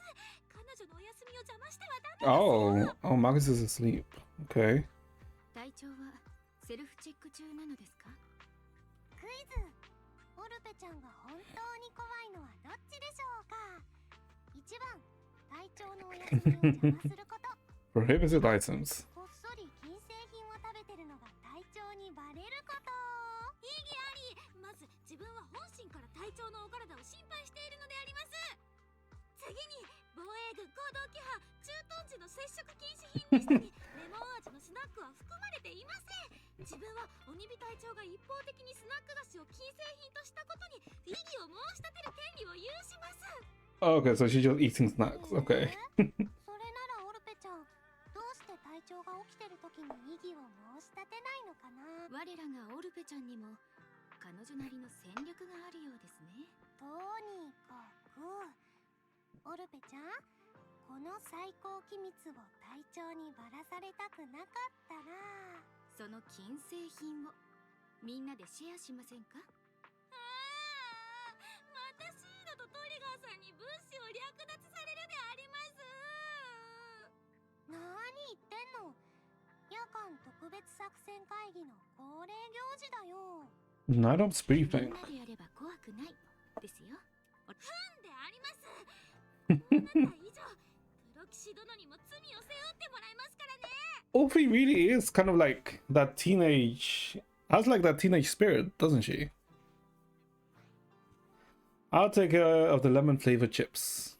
レモン味のスナック、相当作戦だね。In the sea breeze of Waifu Peninsula, you team up with OBAL Squad and finish off the lemon flavored chips. As the night deepens, Seed and Trigger, who ambushed Orphe, return to the squad camp. As you're about to leave, Orphe calls out to you. Ooh. プロ騎士殿、実はまだあなたに伝えたいことが、その隊長のことについてであります。Go ahead, I'm listening. 当ててみよっか。鬼火隊長が寝てる時じゃないと話せないことだね。What, does she want us to help diagnose him? はい。前回行動した時、プロ騎士 Oh, okay, never の mind. 辛辣な態謝罪したかったのであります。でも隊長がああなるのには彼女なりの理由がありまして。I trust you just like how you trust Magus. 私はオルペウスのことを信じてるよ。オルペウスが鬼火隊長のことを信じてるみたいにね。それにしてもユニークなコンビだよね。兵士と武器型の知能構造体って。知能構造体、その言葉だけでは隊長の存在はとても言い表せないので。プロ騎士殿、自分は信じてもいいのでありましょうか。 Yes. Yes, you can. 言ったでしょ。私はオルペウスを信じてる。だからオルペウスにも私を信じてほしいな。自分はただのガンナーに過ぎないのであります。鬼火隊長の補佐として存在しているだけの兵士であります。 Just a gunner. I mean, yeah, because like I think the majority of damage is from Magus, right? また自分を卑下するのか、オルペウス。お前は特別だ。他の誰とも違う唯一無二の存在なんだ。もし鬼火隊長や隊員のみんながここにいたら、きっとそんな風に励ましてくれたはずであります。でも本当は分かっているのであります。自分は特別なんかじゃないって。 Wait. What? So was she 生まれ then? た時からガンナーとしての使命と意義しか与えられてこなかった自分は。 Wait, was then she created in a lab just for to carry Magus? 11年前のあの最悪で、この地はあまりにも多くのものを失いました。防衛軍の中でたった一つ残った宝石、オブシディアン大隊も甚大な被害を免れなかったのであり、あの頃防衛軍では様々な計画が進められていま Clone? した。 Oh, she was. 強化兵士、改造兵士、そしてクローン。 So I guess similar to how I guess Soldier 11, right? And Sanbi. とても残酷に聞こえますよね。でもそうした計画がなければオブシディアン大隊も今日まで存続できなかったかもしれないのであります。自分が生まれたのもそんな時でした。伝説の兵士のクローン隊としてその補佐を務めるために自分は作られました。 Oh wait, what? Magus was the legendary その soldier. 兵士のコードネームは Hmm. 鬼火。彼女の肉体はすでに壊れ、重機に宿っているのはその意識、あるいは魂と呼べるもののバックアップなのであります。肉体が死してなお武器として防衛軍に振るわれ続ける。鬼火隊長はそんな運命でも本望だといつもおっしゃっていますが、皮肉なことに自分にはそれが幸運だったのであります。だって自分は彼女の体をもらい、名前をもらい、その人生まで奪ってしまったのですから。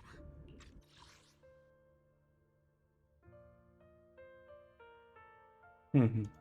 So Opie, I guess her parents isn't what Max's was. I guess what Magus looked like originally です then. が、鬼火隊長はそんな自分を責めるどころか、こう言ってオルペウス、私の人生をなぞってもつまらんぞ。 Yeah. お前の人生を歩けと兵士たちの視線に混じる同情や哀れみ、そしてあざけりや嫌悪にも気づいてはいましたけど、それでも自分はやっぱり幸運だったのであります。鬼火隊長と出会えて、オブルス正体と出会えて、そして Hmm. プロ騎士殿のような面白くてすごいお方にもお会いできたのでありますから。 Well, I guess that tells us the connection between Magus and Opie. 彼らは、あなたたちはいつもこう言ってくれました。決して自分を貶めてはいけないと。あのガラスのカプセルも弾けない栄養液も同情に哀れみ、あざけりや嫌悪のこもった視線も、何もかもが自分の特別を否定したとしても、皆さんだけは何度も言ってくれたのであります。冷たくて硬いガラスの檻なんかよりも、自分は皆さんの思いを選びます。温かな鬼火隊長、賑やかなオボルス正体、そしてかっこいいプロ騎士殿。皆さんの方がずっと自分は好きであります。どんな道を歩んできたのか、きっとそれだけでは Not what 自分 defines たちを us. 物語ることはできないのであります。鬼火隊長はいつもプロキシさんのことを足ざまに言いますが、本当にちょっと口が悪いだけでありますから。自分たちを物語る者が歩んできた道だけではないのなら、自分も隊長もどんな道を選ぶのかは自分で決めなければなりません。プロ騎士殿ならそんな自分や隊長たちにきっと正しい行き先を示してくれるはずでありますから、信じているであります、プロ騎士殿。Interesting. Sophie was just created for Magus.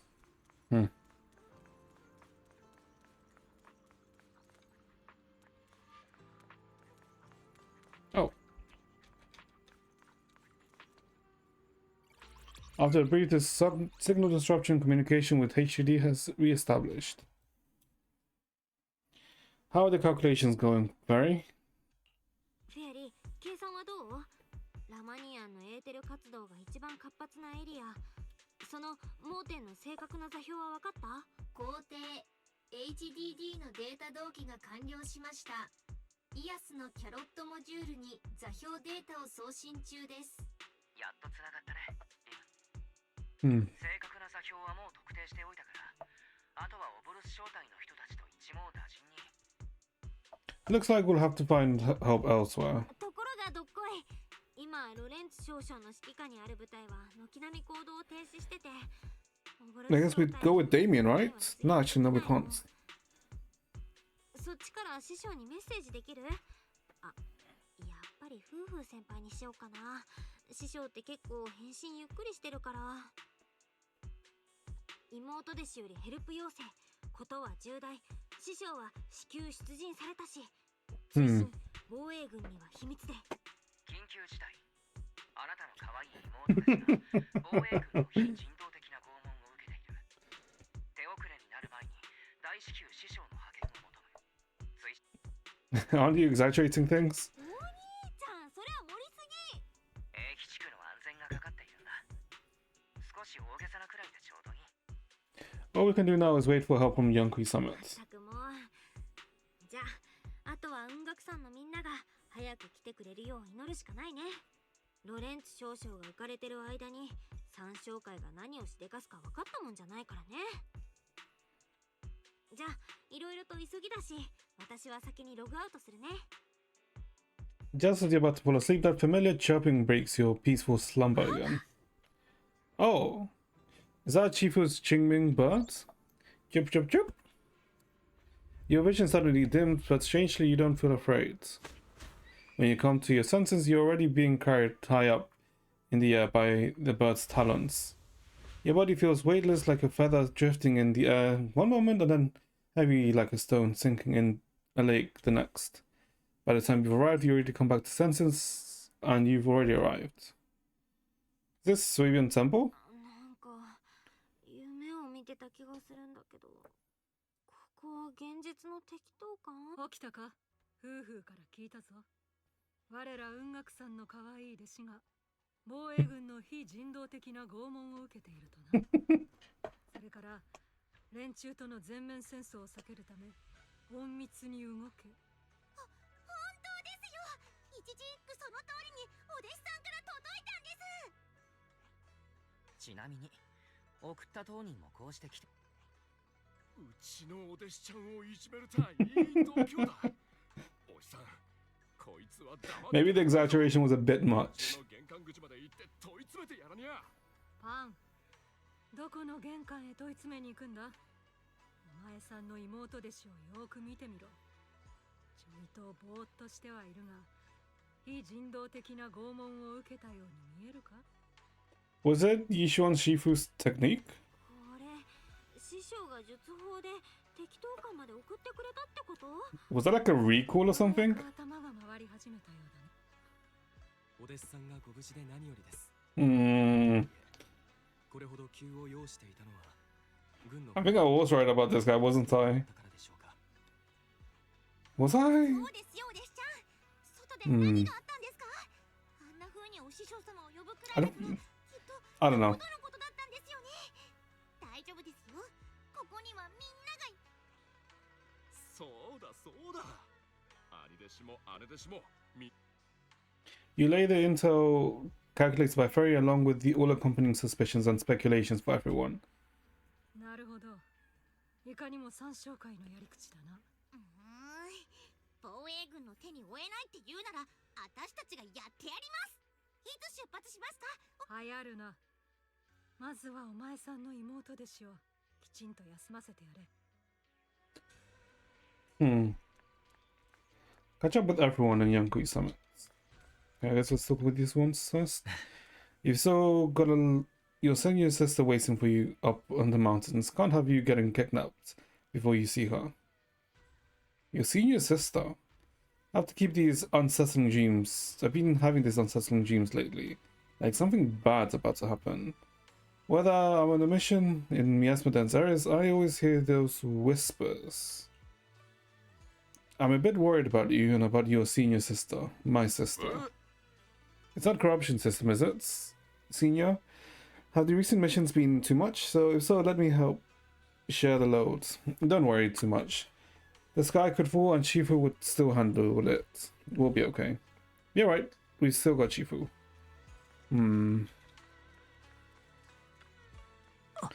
Belle's had to endure more than her share for this job.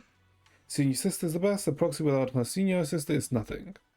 Those damn soldiers, how dare they lock up my junior? You explained to Shifu in detail about the obscura found in the Wi-Fi Peninsula and the potential exalters bases hidden in the hollow.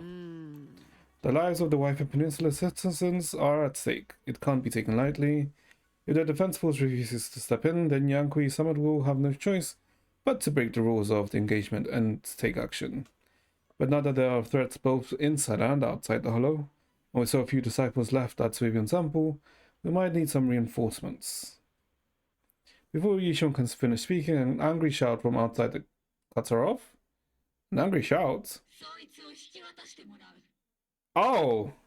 Oh, because of the freaking collar, right? The poor temple gate couldn't withstand the force of an uninvited guest. It cracked open and let them into this courtyard.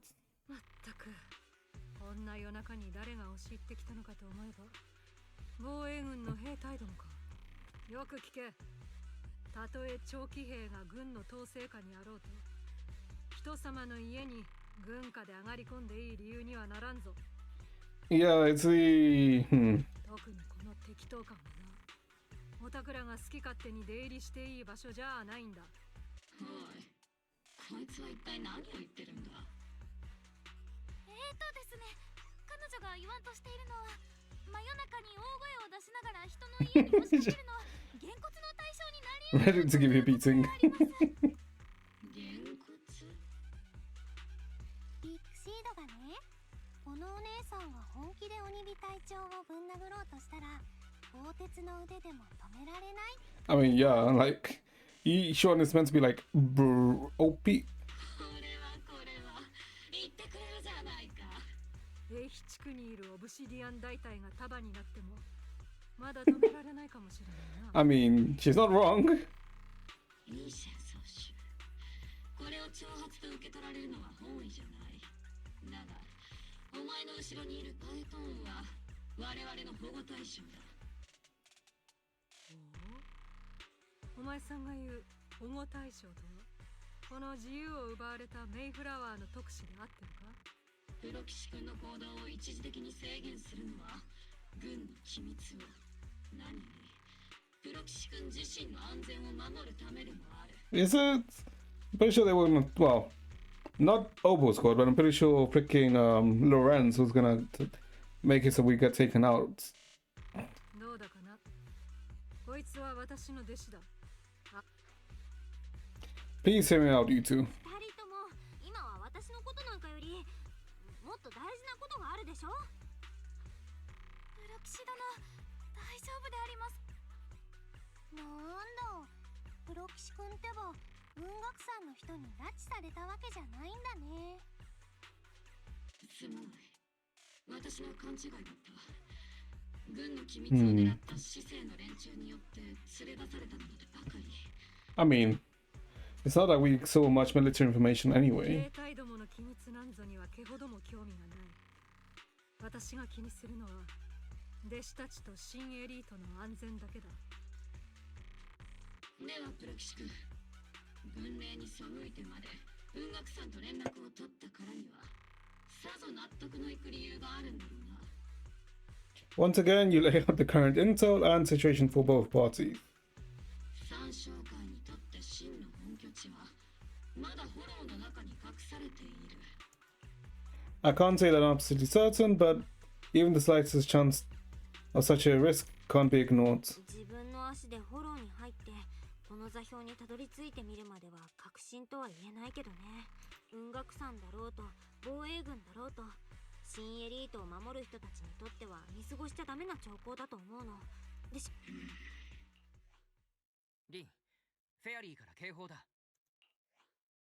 フォロー観測データによると、現在進行形でラマニアンフォロー全域におけるエーテル活性が上昇中。 So they become active. 警告、ラマニアン全域におけるエーテル活性の上昇速度が The ritual is finishing, isn't it? に近づいています。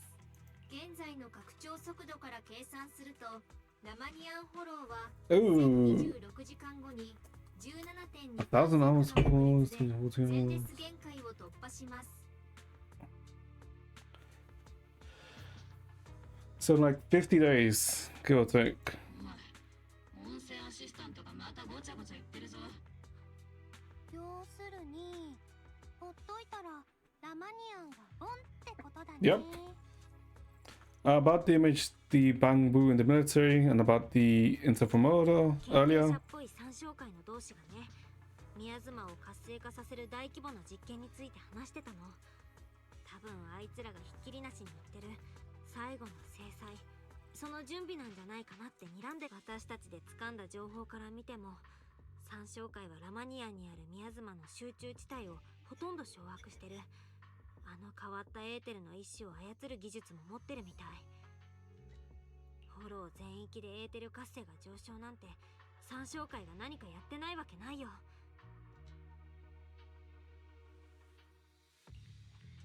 お前さんの推論が正しいとすれば、今の今まで見落としていたこの拠点が、奴らの言う制裁の要というわけだ。 Why does it? And therein lies our solution. そういうこと。ここを一気に潰せればあいつらも制裁なんて始めようもないし、フォローの活性化も食い止められるはずだよ。お前さん、どうやったらその喉からため息が出るんだ？うさんくさい専門用語は適当に聞き流したが、大筋は分かった。 Magus isn't really that bright, are they? 三商会のクズどもが騒ぎを起こしてないか、この目で確かめ、まとめて焼き払えば。 I mean, I guess it doesn't matter, right? As long as they can get the job done. あの鬼火隊長が全てを理解されている。なら行くぞ。オブルス正体が英ヒ地区を蝕む影を叩き潰す。あれ命令違反許すまじって言ってた1時間前の鬼火隊長はどこ？ There's the thing that I thought has been missing. Ah, please don't tell me that the thing about I thought is that I was right about I thought. 軍事機密を持ち逃げしたパイトンを追っていたらたまたまフォローにいただけだ。鬼火隊長の心意気には感服するが、文学さんに任せておくという選択肢もあるぞ。三将会の総統は防衛軍の仕事だ。だが上の連中が職務を果たそうとしないのなら、そのツケは私が払う。それにオブスキラの調査だってまだ終わってないんだ。もしあの箱からサクリファイスが湧き出してみろ。防衛軍の兵士どころか市民にまで犠牲が出るぞ。それもそうだな。私と弟子たちは長期兵にとどまり、Okay.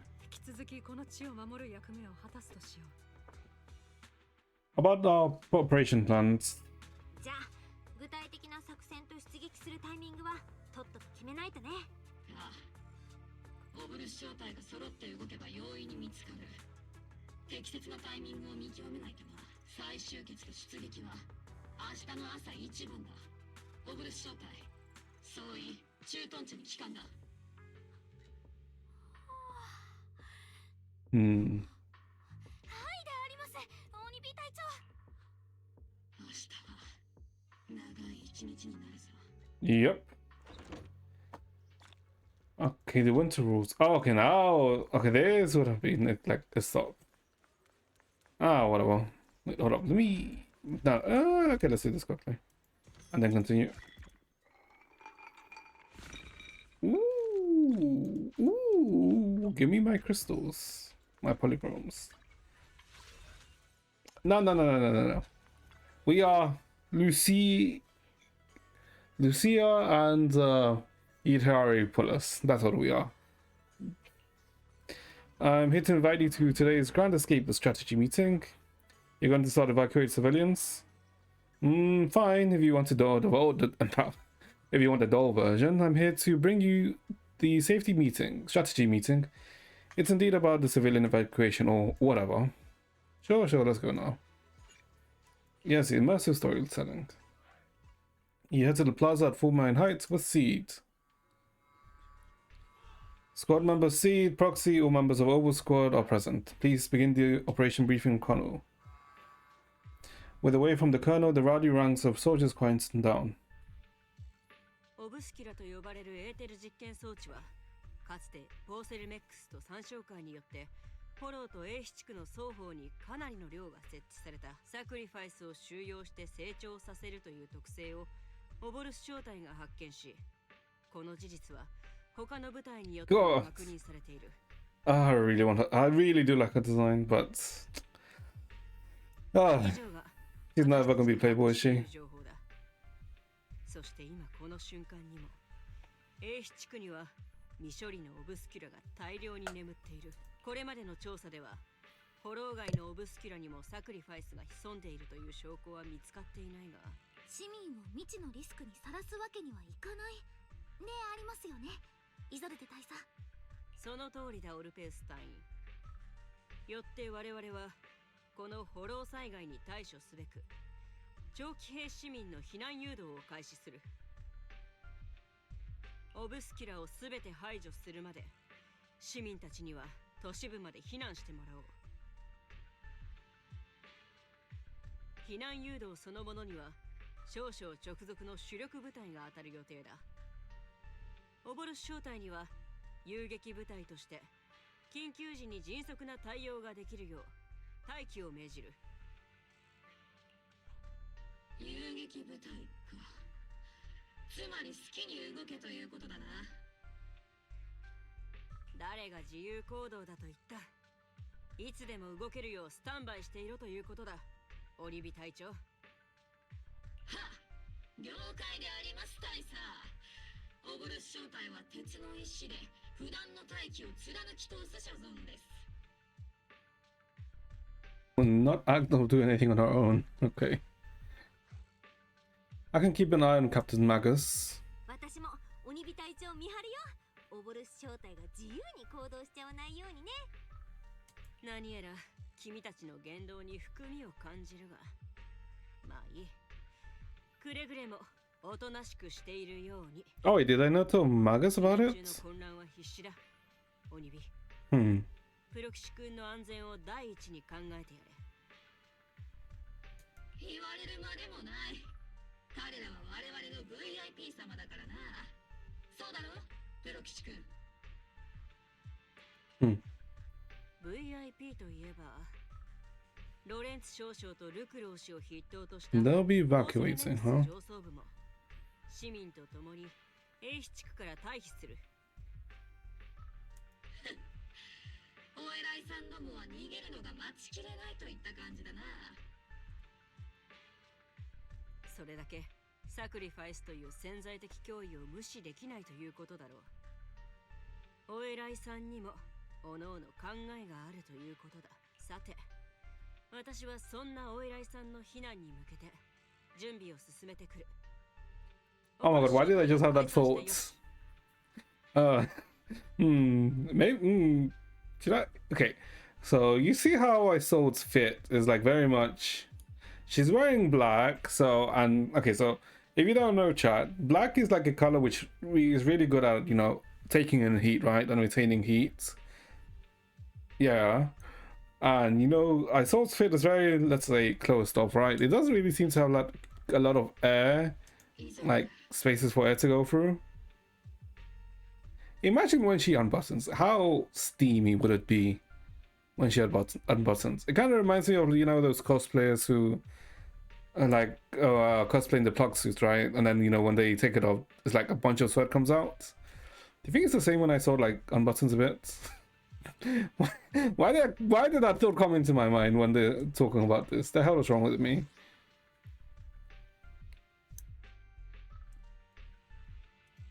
まだ何かあるのか、オニビ隊長。イザレデ大佐、もし私がお前の命令に従わなかった時、隊員の前で言うべき冗談ではないな。だが君の決断である以上、きっと納得のいく理由があるんだろう。 Oh, she knows. She knows. として隊長にはきっと隊長なりの理由があるはずであります。オルペウス隊員、隊長の命令に違反する気は満々のようだな。え？自 I 分 mean, she doesn't really have much of a choice, does she? こいつが命令に違反しないよう私が目を光らせておく。 But it's nice how you see, like, of how much Magus respects I sword, right? 何があろうと、私たちは同じ道を歩む戦友。当たり前だ。それを聞いて安心したよ。 As I saw dismissed echoes through the square, the soldiers begin to scatter and leave. プロ騎士だな。プロ騎士だな。 Why are you being so sneaky? コソコソしてどうしたの、オルペウス。そんなことしてたら怪しまれちゃうじゃん。隊長からの伝言であります。一緒に行動すると目立つから後で密かに合流しよう。 The captain's literally right behind you. 隊長からってオルペウスのすぐ後ろにいるじゃん。なんで直接言わないの？隊長は声が大きすぎて内緒話に向いていないからであります。 So, volume always at 100. Okay. Magus, Orphe, and the others head towards the cable car station. Let's go join them and see what they're whispering about. Hollow evacuation. Is a big hollow going to spread to Violum Heights? My whole livelihood is here. Don't worry. It might just be a small hollow disaster. Life is way more precious than property. You young folks just don't get it. I came here from the old capital. Do you know how long it took me to build up this house? I tried to stay calm, work with the defense walls and leave the Violin Peninsula for the time being. The hollow might settle in a few days and you can come all right back. Don't push, don't push. Hey, I'm talking to you. Excuse me, I have a child with me. Could you let them go first? Mommy? Our company volunteered to help maintain order here, so don't push your luck. Please follow evacuation orders and rejoin the evacuation group at once. Hey, I told you to watch your tone. You're even scarier than an ethereal. I accidentally lost track of my group. Come with me, Granny. I'll help you catch up with the main group. Attention citizens, these are potential disaster risks of the Lemnian Hollow. Please cooperate with the defense force and evacuate Phylum Heights in an orderly manner. Citizens actively cooperate with the evacuation operations organized by the local forces and evacuate the urban area in an orderly manner. If you encounter any security threats, please seek from the nearby defense force, soldiers, or follow Bangbu to evacuate from all high-risk areas. Okay, I guess let's go talk to them. You caught that right, Proxy. Our squad's role during the retreat is to stand by for rapid deployments. In other words, if we sneak into the Hollow operation now, no one will catch us. Sneak into the Hollow? No, we're covertly going in to investigate for the safety and citizens of Waifei Peninsula. The captain's right. There's bound to be confusion during the evacuation, and that's our perfect window to move in. Commander Isolde's arrangements just happen to work in our favor. Do you think she already knows about us? Yep. She's got nothing to do with this. If we're caught, we'll take the heat for defying orders. Time is of the essence. Get ready and let's move out, Proxy. Before we move out, chat, let's take a quick 2-minute break. I need to go use the toilet. Be back.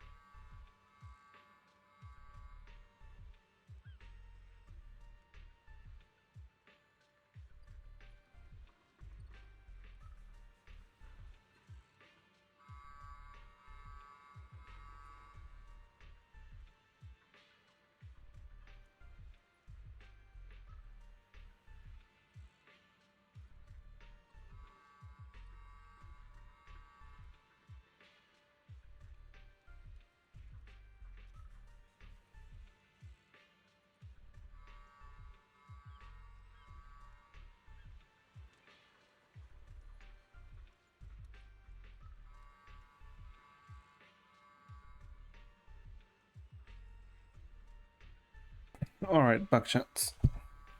Let me fix my glasses. There we go. Okay, there we go. Okay, I guess let's assault. Let's launch the assault.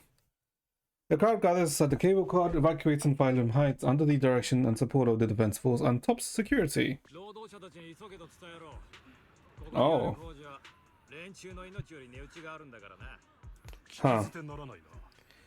労働者たちに聞かれてはことだぞ。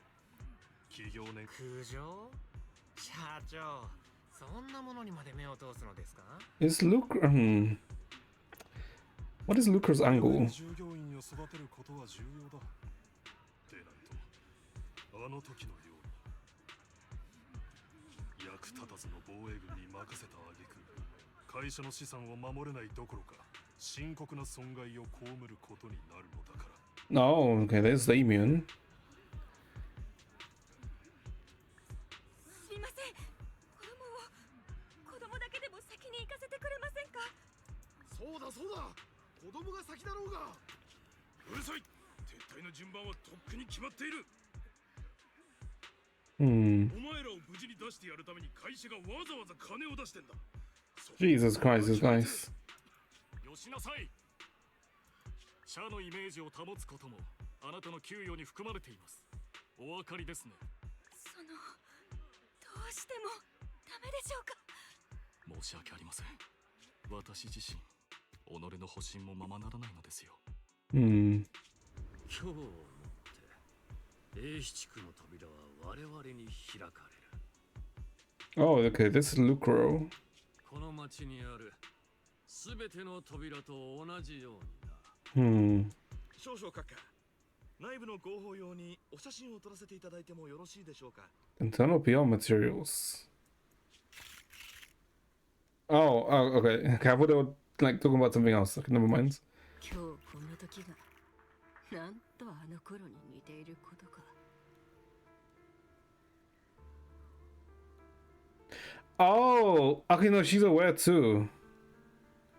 She's aware of what actually happened back then, isn't she? 上に立つ者にとって私たちの命は勝利をすくい上げ味わうための道具に過ぎない。Hmm. 庶民も兵士も大いなる獣たちが潰し合う中、足元にいただけのチリアクタなんだ。何も終わってなどいない。オルフェウス。Hmm. This isn't the end. Okay. 以前我々が相当した拠点のあたりだ。あれ、三将会の隠れた拠点を探していたはずでは。 Hidden entrance, I'm guessing. またここに戻ってきたのでありま。 It may or may not be a coincidence. This path leads to the そ destination. うね。フェアリーの計算だと盲点のあった座標に最短でたどり着ける裂け目がちょうどこのエリアにあるみたい。つまり私たちみすみす目の前で三将会に逃げられちゃってたってことになるね。ロレンツ少将とレクローの横やりがなければ苦に気づけてたかもしれないものを。裂け目はこの付近にあるはずだ。フェアリーの計算ではこれ以上の精度は望めない。あとはみんなの目で確かめてもらうほかない。各員行動開始。任務目標は周辺に存在する空間の裂け目だ。はっ、鬼火隊長。 Okay.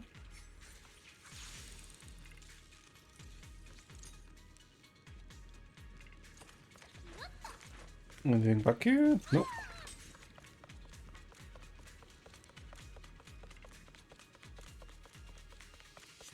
Some trees. 2つ目の信号源を見つければ正確な座標データをキャリブレートできるよ。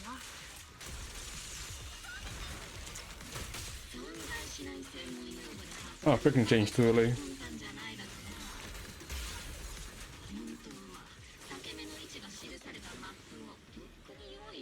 ちょっと私のプロ棋士としての腕を疑わないでよ。 Bamboo workshop. Okay. Let's play as elves for a bit. Wait, I guess technically we're playing as elves, right? プログラムを解析中。この装置宮妻を誘導して集めてるみたい。そんなことまでわかる。町田さんのエンジニアが丁寧にコメント残してくれてるからね。 The straight line. Okay. 最後の制裁、宮妻を活性化させる大規模実験。三将会は宮妻をたくさん必要としてるし、きっとこの装置が鍵なんだよ。三将会の拠点に宮妻がいっぱいあるのもこれのせいだったりして。 Is this way? 完了。装置の位置を特定しました。HDD へ Hmm. ロード中。 What does it feel like we're being led on?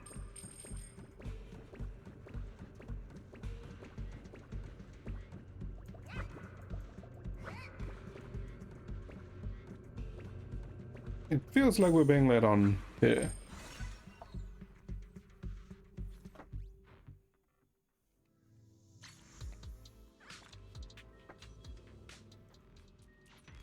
裂け目の座標を特定中。おい、そこの部隊。 No, what are they here? どんな腐れ縁だな、これは。 So was I right about them working together about Lorenz? オボルス正体。どうして君たち Yeah, they are. この聞き覚えのある嫌な感じ。間違いないであります。こいつ。どうしてここにいるかだと。それはこちらのセリフだ。もちろん。ロレンツ少将閣下の Yeah, no, they. ああ、お前がロレンツ少将のご資金着だというのは十分よく知っている。本来ならば君たちに説明する義務などないが、戦友同士無用な衝突は避けたいのでね。この施設にはポーセルメックスの工事資源が保管されている。都市の戦略物資が戻ってきた三商会の残党に奪われぬよう、その戦略物資とやらは元はといえばポーセルメックス自ら三商会に差し出したもの。そんなものの後始末に追われているとは、お前たちも随分と律儀なことだ。口喧嘩なら付き合わないぞ。今度は君の番だ、鬼火隊長。どうしてここに現れた？こちらは協力要請も交代命令も受けていないが。 Can we just knock them out? They were chasing after 見 me. ればわかるでしょ。オボルス正体は私を捕まえに来たの。ロレンツ少将に制限令を出された身で、軍の機密を持ったままフォローに入ったから。プロ騎士殿。ほう、市長の特使殿がそんなに手のかかる人物だったとは。それは本当か？いいや、新しい情報。 Oh, wait. フォローのどこかに三商会の重要な拠点がまだ隠されている可能性が高い。今回オボルス正体が出撃したのは、市民の安全を脅かすリスクを。お前も兵士なら軍人の本文くらいも理解してるだろう。本部？軍人の本文は命令に従うことだ。ただ命令に従っていれば人々を守れるのか？部隊を率いての独断行動だ。軍規違反も甚だしいぞ、鬼火隊長。軍規がなんだ？私がオボルスを立ち上げたのは誰かの顔色を伺うためじゃない。軍規に抗わなければ町一つ守れないと。Okay. That's surprising. Would have imagined that Magus. この会話は録音している。君の一言一句が法廷での証拠になるぞ。この銃口はそちらに向いている。貴様の一言一句が今はの際の遺言。 Enough. もうやめて。情報を提供したのは私だし、みんなを先導したのも私だから。どのみち味方への脅迫行為は重罪だぞ。わざわざ衝突してまで君たちを止める義務はないからな。行きたければ行くがいい。Lawrence's loyal soldier glances once more at Magus before leading his squad away from the scene. ようやく嫌なやつが言ったでありますね。じゃあ引き続き世界を救おうか。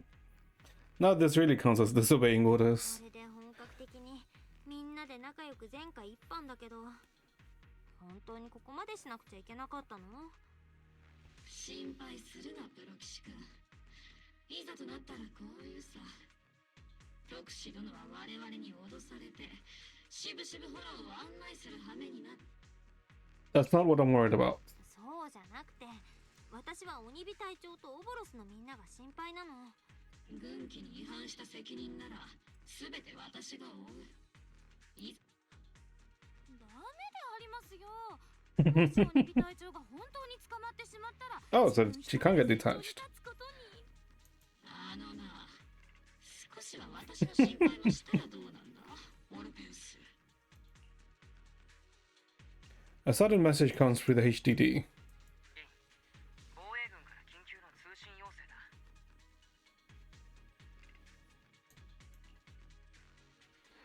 The defense force? 防衛軍から通信要請？まあ防衛軍というよりイゾルデ大佐個人からだければね。最初は師匠を頼ったら A しく、 message to そ us. こから僕につなげてくれた。 Oh, but they probably got the recording right. それと緊急の通信要請というのは、その防衛軍の人の前でちょっと格好つけて。 Why? Shut the fuck up. いや、戦友の諸君、パレトーンのお家芸は以前から耳にしていたが、フォローを超えて通信できる装置というのは実際に使ってみるとやはり不思議だ。イゾルデ大佐、この状況については軍旗を破り独断で出撃などということをしておきながら、今さら私に情けをこうと。我らが鬼火隊長も長年の軍務で少々摩耗したと見える。鬼火隊長の排熱パーツがオーバーヒート寸前であります。私は大佐は全て知っていたのか。おいプロ騎士君、その HDD とやらはプライバシーのかけらもないな。いいんだ、状況は全て把握している。その上で言おう。鬼火隊長、君の判断は正しい。かつての私たちがただ命令に従って戦友たちの命 So を maybe 犠牲 not. にしたことを。 Okay, maybe I am wrong about my sword. I'm glad I'm wrong about that sword, but it's not determined yet. 危機に瀕している英飛地区を見殺しにはできない。かつてイゾルでどうして急に昔話を。鬼火、今の君にならあのことを打ち明けてもいいだろう。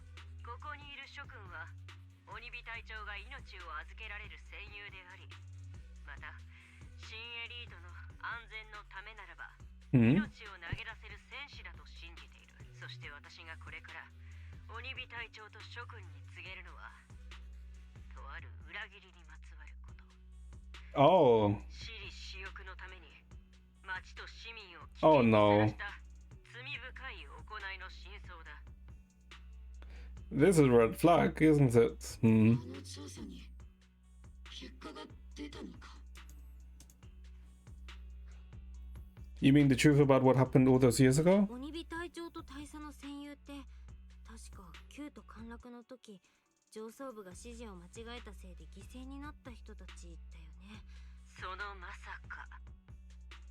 当時の指揮官はアガメムノン正体にこう命じた。市民を撤退させるための鉄道幹線を死守せよとな。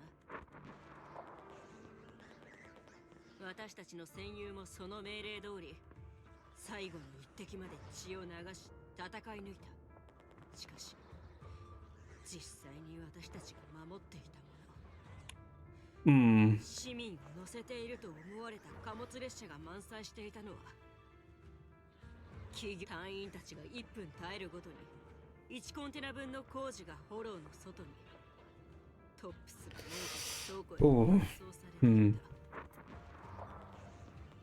当然指揮官には企業から莫大な報酬が支払われたと聞く。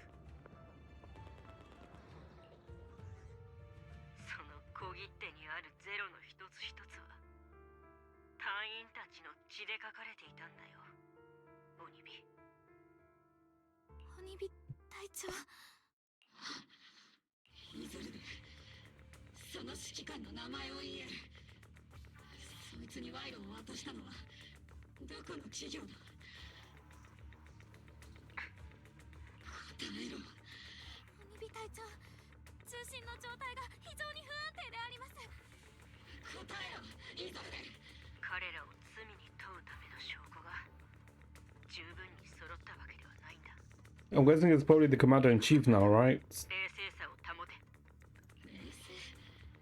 冷静だとは。こんなことを中途半端に聞かされて冷静でいられるか。鬼火隊長、これ以上安定した状態を保てないのであれば。勘違いするなよ、鬼火。イゾルで、私はこのために生まれてきたんだぞ。この怒りを中心に込め、しかるべき奴にぶち込むために。鬼火隊長、自分は隊員たちの安全確保のため強制的にスリープモードを起動する権限を有するのであります。オルペース、私の邪魔をするのか。 There's are things more important than revenge. 待って、私にみんなの恨みつらみを軽んじる資格はないけど、今いる人たちのことだって大切だよ。私たちにはすぐやらなきゃいけないことがあるんだから。軽んじてくれるじゃないか、パエト。Hmm. お前にこの怒りがわかるのか。 We've all lost so much. あの最悪で何かを失ってない人なんていないから。ここにいるみんな、イゾルデ大佐にイーシェン師匠、夫婦先輩、旧都陥落のせいで英地区に流れ着いた人たちだってそう。みんなあんたと一緒。たくさんのものをとっくに失ってるの。天才に人災。この新エリートでまだ私たちは失い足りないの。 But we've also gained a lot. でもそんな私たちがここまで来れたのは憎しみや悲しみで立ち止まったりしなかったから。私たちにそうする勇気があったから今の全部があるんだよ。あんたのオボルス正体もオルペウスもトリガーにシード11号たちとのいろんなことも。もちろん過去は大事だけど今目の前にあるものだって同じくらい大事だよ。鬼火隊長。あれどこWhy? ね Okay. プロ騎士君、イザルデ。永遠にこのままにしておくつもりはないが、しかるべき時が来るまでは。Isolde's gonna get killed, isn't she? そうしてくれると助かるよ。目下重要なのは君たちの任務を引き続き遂行することだ。このタイミングで水を差してしまったことは申し訳ないが、君の言葉が正しかったということだけは伝えておきたかったんだ。諸君、ためらわずに進め。軍の圧力は私のところで止める。 Let's regroup and get back on track. 時間は待ってくれないよ。フォローは絶えず変化を続けてるんだから。これ以上ここにいたら裂け目が消えちゃうかも。了解した、プロ騎士君。オブルス正体、引き続き前進。隊長。この数年君は幸運だったのだよ。鬼火、私 Isolde's voice fades over the channel and Oval squad figures disappear into the fissure. めったにないのですが、こんな専用いらないと思ってしまいました。同感だ。だが、今は三将会の本拠地を潰すことに集中すべきだ。 Either turbulence surges from the fissure, even if it's not the Exalted's headquarters ahead, it's at least heavily fortified stronghold. Get ready for combat. Okay, okay. 忠実なるしもべたち、謁見の道を冒涜 Oh. する信仰なき者を粛清しなさい。 The Sara. ここには三将会のネズミどもがわんさかいるようだな。プロ騎士殿の情報が決め手になりましたね。最後の正解だかなんだか知らんが、決して成功させるな。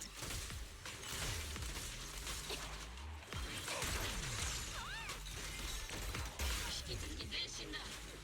連中を一網打尽にするぞ。 Ooh. 久しぶりね、パエトーン。 That's Sara's streamer.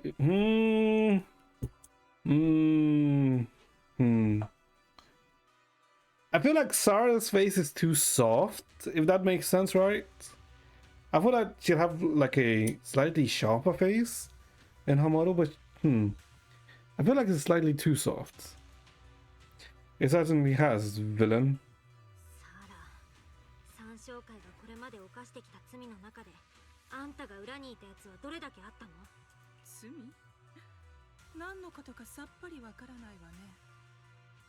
もしそれなら、始まりの主の忠実なるしもべとして私の答えはもちろんすべてよ。傲慢で無知な信仰なき者はあまたといるけど、その中でもあなたはひときわ厄介と言わざるを得ないわ。鬼火隊長、彼女プロ騎士殿に対して人格攻撃を仕掛けているであります。精神を責めるのは専門外だが、火力に物を言わせるならこっちの領分だ。さあ、とっととくたばりやがれ。くたばりやがれであります。愚かね。せいぜい好きなだけ暴れているといいわ。司教様はもう周域への門にその手をかけていらっしゃるの。あとは He means Maverick. ったら本当しぶといんだから。死は残酷な命題だけれど、最も忠実なしもべに対して。Don't stop messing around, you. オカルトの話で煙に巻こうったって無駄だよ。あんたが新エリートを傷つけるなら私たちは絶対許さないんだから。傷つける？今まさにこの都市を蝕んでいる害虫ならここにはいないわ。真なる激毒はずっとこの都市の In every blood of the city. In the very bloods. Porcelain? それを思えばあなたと私たちは敵ではなく味方とすら言えるのよ。深瀬、我々のプロ騎士が貴様ごときのおお。悪いなものか。でも残念ね。私たちが手を携える機会はもうないかもしれないわ。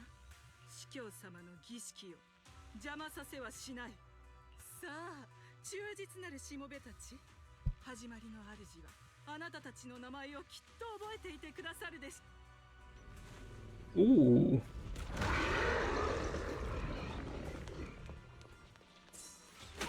Okay.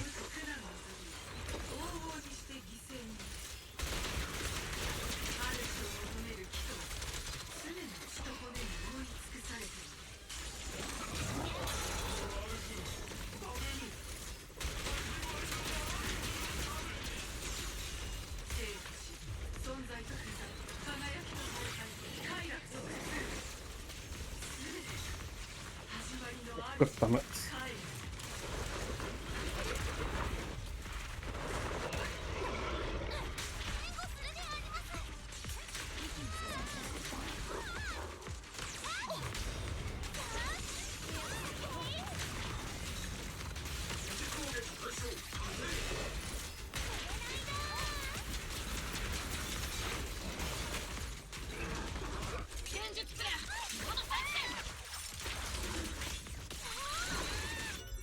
It's so nice that you can switch. I guess similar to Bernice, right? Because you can switch in Bernice's ult.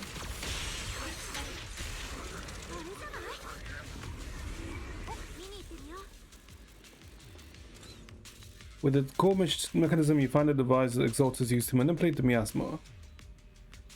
In the miasma core, a strange device discovered by the Exalters underground base. The core piece installed at the large miasma facility used to control the form and flow of miasma. It's likely an amplifier designed to boost the power of miasma devices, allowing the Exalted to control and concentrate large amounts of miasma. Roar! My laser can't break through that either. The equipment is shadowed in thick miasma. Any attempt to connect through EOS's port would lead to corruption. Even though the perception technique is useless, maybe we need someone with Yishuan's Shifu's level of skills for this. We can't do anything about these things right now, so let's just focus our efforts on tracking down these bosses.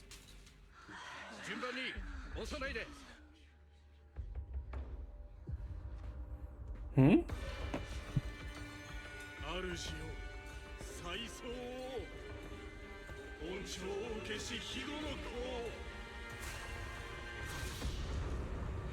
Oh. The zombie. Ooh.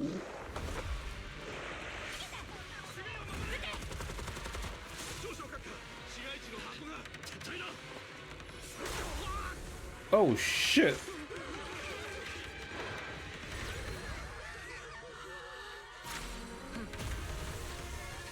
Okay. Okay, just clap by our way. Okay. Ooh, damn.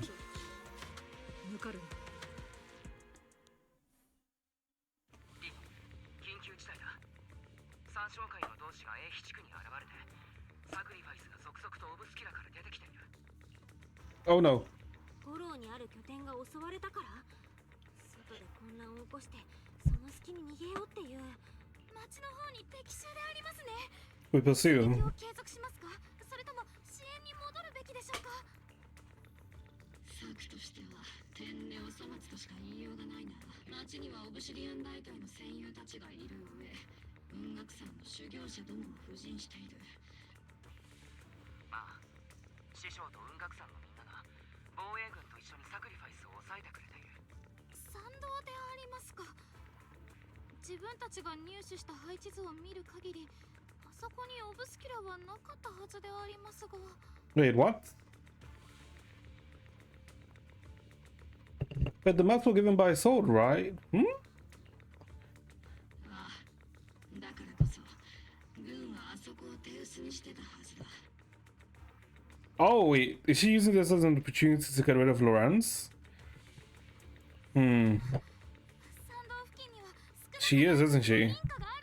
Okay. I'll plan the evacuation routes. OK。 A 地区に戻る脱出ルートはもう少しで計算が終わるよ。お願いであります、プロ騎士殿。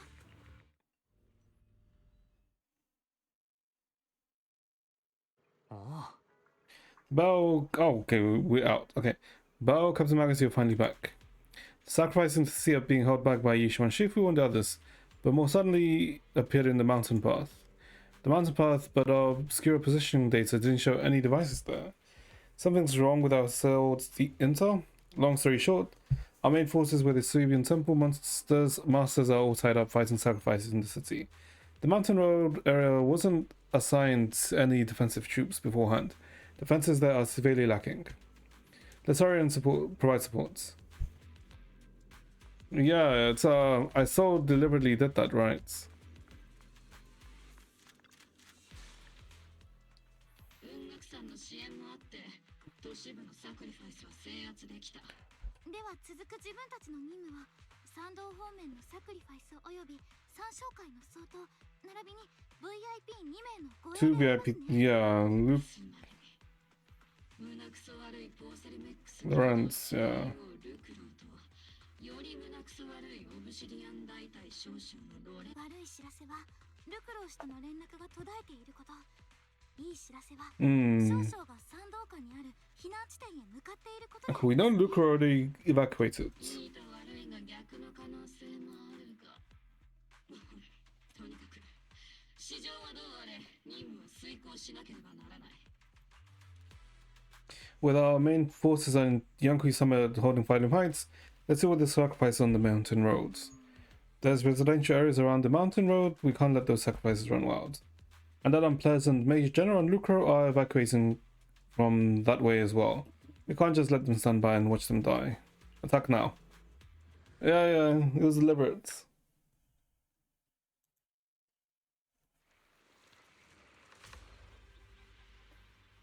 Hmm.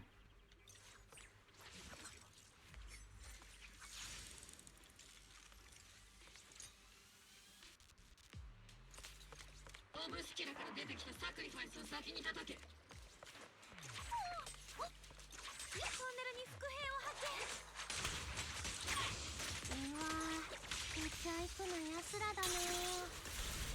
見ているのはボーセルメックスの人たちのようでありますね。援護を行います。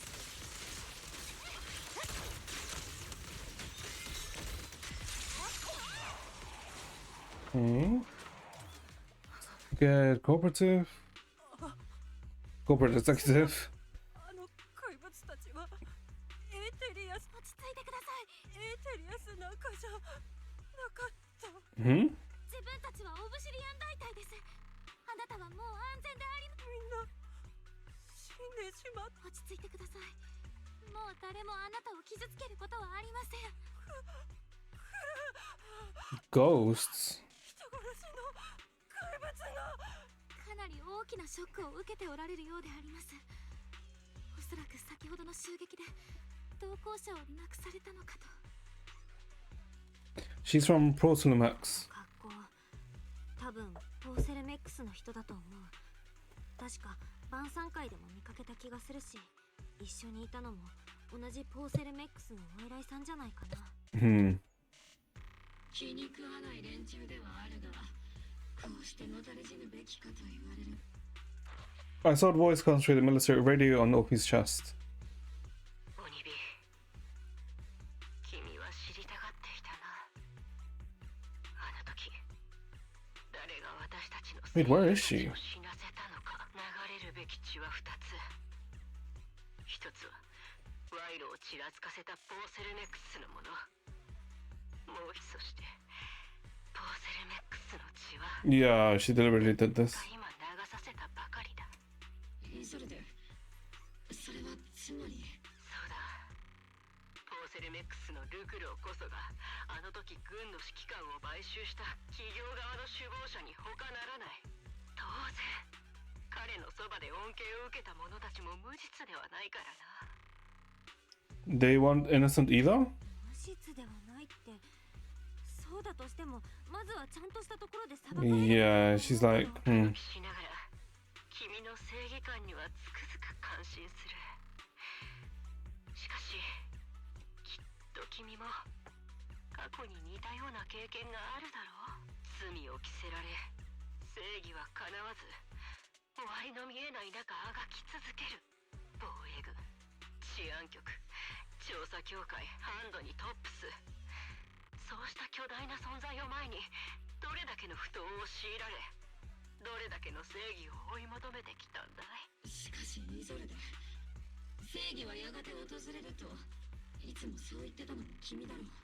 そうとも、正義はやがて訪れる。ただしそれは私の両手や君のその銃によって手繰り寄せねばならない。他人の同情や上の連中の憐憫にすがっていては決してやってこないものなんだ。 why do this now of all times? That is true. どうしてこのタイミングで？イゾルデ大佐はどういうつもり？モニビ隊長に真相を知らせたいってだけじゃないみたいだね。オニビ、もう一人の名前も知りたいと思わないか？ I guess Laurent's right. ポーセルメックスの小切手欲しさに私たちに汚れ仕事をやらせた当事者。収賄の事実が露見することを恐れ他の部隊からの支援を拒んだ指揮官。そうか、ロレンツ少将。ああ、当時はまだ大佐だったがな。今や立派に出世したロレンツ少将その人だ。あの時奴はルクローと結託し11年経った今でも。ロレンツ、戦友たちの死も私が長いところ苦しんできた、この滑稽な体も全て奴のせいだと。ルクローは死んだ。そしてロレンツは君のいる道の先だ。私はもう自分の決断を下した。お互い同じ道を歩む唯一の同志であるはずだ。I thought the call ends abruptly. イゾルデ、おいイゾルデ。イゾルデ大佐、まさかロレンツ少将がどうして。ロレンツを見つけて直接問いただすしかない。 Easy, Magus. モニビ隊長、こういう時こそ落ち着いて。イゾルデさんの告発だって何か証拠があってのことじゃないでしょ。証拠？プロ騎士君、この後に及んで手続きがもたらす正義を信じているとでも。 You kind of need it, right? Because it's a really like a major thing, right? もしこの世にそんな正義があったなら11年前私の仲間たちが無駄死にすることなどなかった。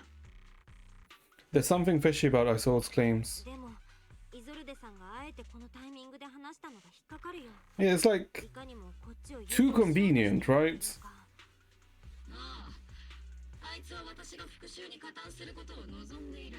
Like she could have told you at any other points. それの何が問題だ？何も間違ってはいない。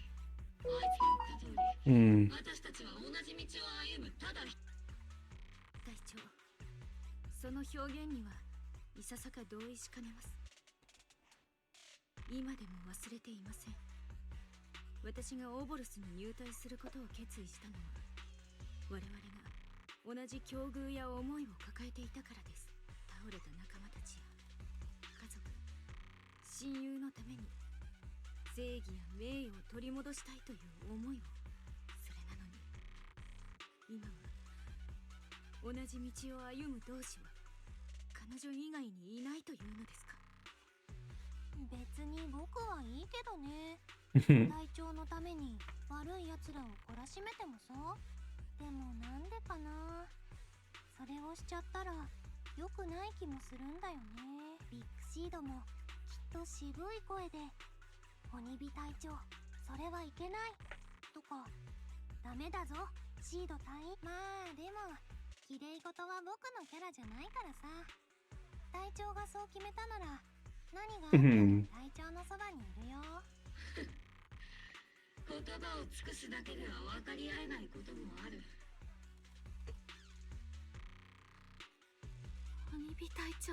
オルペス、お前も理解できないんじゃないか？目を覚ましてください、鬼火姉さん。同じ道を歩むただ一人の同志。どんな道であろうと実際に歩んでいるのはこのオルペースの足であります。オボルス正体の皆さんも自分もプロキシ殿だって今日まで一緒に歩んできました。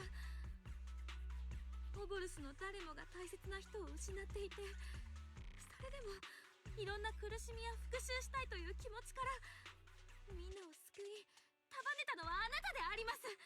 それをどうして。ただ何もせずに見ていればあなたを理解したことになるのでありますか？自分は申し訳ありません。つい自分を制御できなくて。 I do kind of like that serious Orphe, right? We're still on the ま mission. だ終わってないよ。私たちが立ち向かわなきゃいけないことが何だとしても市民の安全を優先しなきゃでしょ、鬼火隊長。ああ、引き続き前進し、道中のエーデリアスを殲滅する。オボルス、戦闘準備だ。近くに起動されていないオブスキュラを発見しました。怪物たちはあの装置から出てきたのであります。この辺りのオブスキュラを破壊するぞ。What? Oh, we have to do it like this.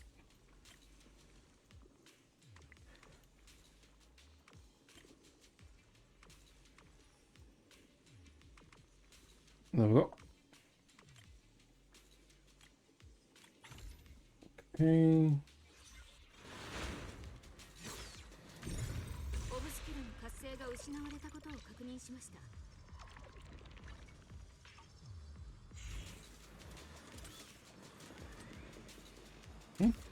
Oh, this way. God damn, I keep pressing the wrong thing.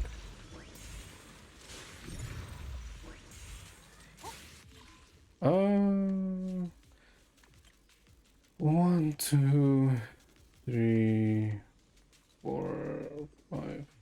That. Okay, that should hit all of them. 前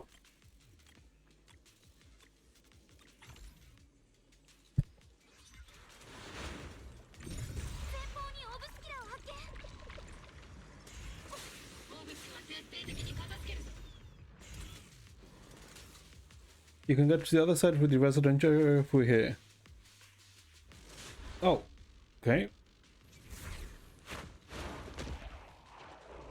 He's a wizard. He's summoning things. Okay, I mean, let's get rid of him first. 警戒しろ。発動できる怪物か。恐ろしい武器だ。もしも彼らの侵入を許してしまったら。そのようなこと。ロレンツ少将はこの先に撤退し。 Oh, that's that Lucro. These bodies couldn't be. They're from Porcelamex. Wait, that body. Is that Lucro from Porcelamex? Oh no, don't tell me Major General is. Pick up the pace. I have no intention of explaining myself in the field of reports. How the hell did he die here? Okay.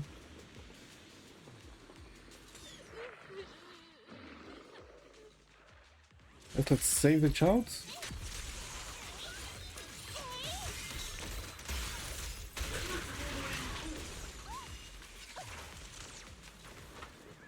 Okay, so the child. 防衛軍のお姉ちゃんたちだ。男の子であります。サクリファイスの襲撃で参道に閉じ込められたものと推測します。 Are you okay, Dante? ダンテ、怪我はない？どうしてここにいるの？お母さんは？リン姉ちゃん。リン姉、僕メロやユエと一緒にいつも通り参道で遊んでてかくれんぼしてたんだ。僕は通りから離れてる雑貨店に隠れたんだけど、いきなり怪物があの箱から出てきたんだ。あのため息みたいな音がしてた箱だよ。The sigh noising. 中に怪物が隠れてたんだ。メロとユエは参道から修道院まで戻れたけど、僕はここに閉じ込められちゃって。 You're safe now. もう大丈夫だからね、ダンテ。防衛軍のお兄ちゃんやお姉ちゃんたちが来てくれたから。この子とはお知り合いでありますか？ His uncle was a soldier too. この子は修道院に住んでるダンテ。おじさんがね、みんなと同じ防衛軍の兵士だったんだよ。We know that, I guess the connection with, I saw this, that, like, her father, his father was, I guess, a comrade of hers, right? Wait, well, Dante's uncle. ダンテのおじさんも鬼火隊長の仲間たちと一緒に11年前の旧都陥落で戦ったから。そうか、戦友たちの親族だったか。戦友、その鉄砲さん。 Oh, sorry, not father, uncle. 鉄砲のお姉ちゃんはおじさんと戦友だったの？ああ、坊やのおじ上と私は戦友だ。じゃあお姉ちゃんはきっとすごい兵士なんだね。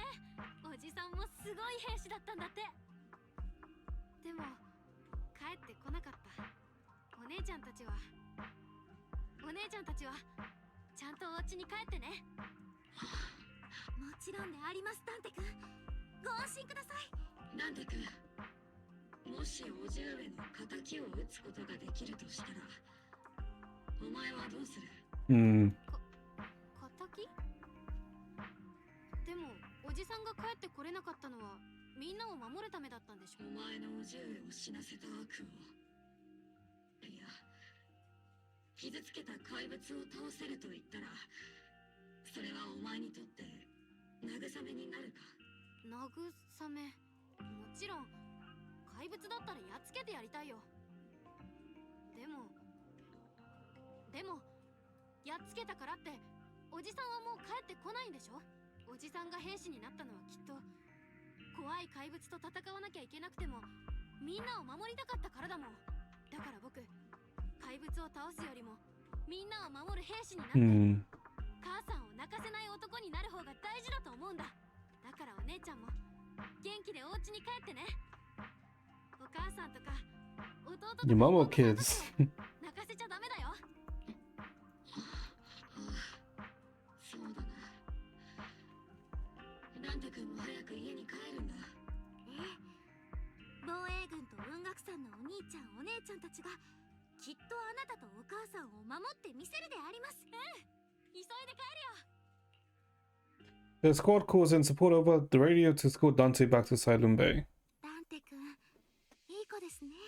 ああ、ロレンツのゲス野郎はあんなこの家族を何人七に送ってきたんだろうな。鬼火隊長。さあ、引き続き進む。 Margus gives a quiet order, the squad keeps marching, the target Major General Lorenz. Okay. 鬼火隊長、ここから先は。ロレンツめ、面と向かって問いただしてやる。鬼火隊長、衝動的な行動はしないでくださいね。Not in that way. Oh. 気持ちはわかるけど、今のあんたには私たちがいるってこと忘れないで。 This is the direction Lorenz is evacuated in, right? Margus, you have to stay calm. Now's not the time to pull the trigger. Okay. I stand behind the captain. With both the truth and my enemy right before me, how could I... The truth and hatred are too heavy, but too heavy to burden.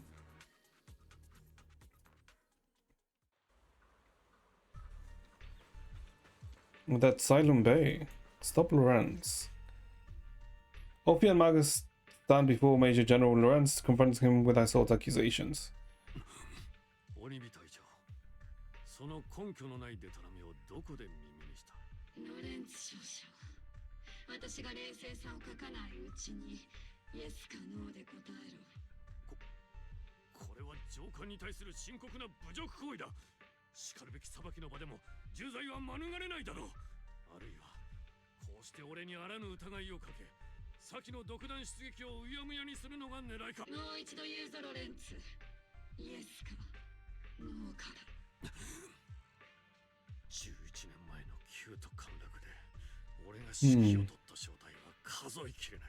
So is he just was it not Lorenz or was it someone else then? 10月に苦しんでいたのが前線にいたお前たち兵士だけだったとでも、あの時お前たちが喫した敗北の数々がどれだけ俺の顔に泥を塗ったと思っている。 Oh, okay, no, it was him. 連中の底なしの欲望を満たすために俺がどれだけのものを犠牲にしなければならなかったか。戦争、政治、そしてこの町の存亡はな、お前たちごときが前線で何かを撃っていれば解決するようなものじゃないんだ。お前の脳みそが、その体に脳みそのようなものがまだ存在しているのかは知らんが、これを理解できるとは到底思わん。だが一つだけ忠告しておこう。忘れるな。お前の後ろにはまだオボル正体の面々がいること。 Who are you threatening? レンツ少将、それは脅し？私が市長の代理としてここにいる以上、そういうのは見過ごせないよ。やれやれ。どいつもこいつもアマちゃんめ、この俺と差し違えようという覚悟は顔。だが残される部下のことくらい考えてやったらどうだ。 That's... お前も少々利己的に過ぎるぞ。 Oh, okay, so he's not like denying it at all. 仮に何もかも告発の通りだったとして、だからどうしたという話ではないか。 Before Lorenz brushes past over squad, as he finishes speaking, Magus triggers quivers, but she never pulls it. You made the right... Did you though? あんたにとってどれだけ残酷なことだったかは分かってるけど、我慢したのは正しかったと思うよ。あいつの言う通りだ。私の後ろには隊員たちやプロ騎士君がいる。一時の感情に流されて、イゾルでもきっとそうさせまいと思ってるはず。あいつがこのタイミングで私に真実を伝えたことは、イゾルデ大佐は今証拠もなしに好き勝手言ってくれたものだ。これは評価に響く。これでも She's gonna blow up the ship? 防衛軍の駐留を阻めんな。その通り。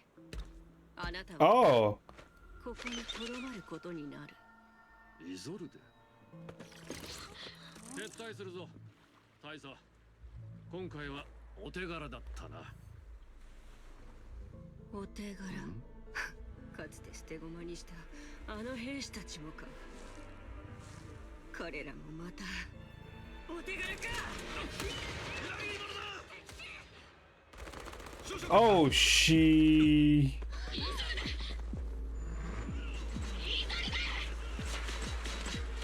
鬼火、君が果たせなかった誓いは私が遂げた。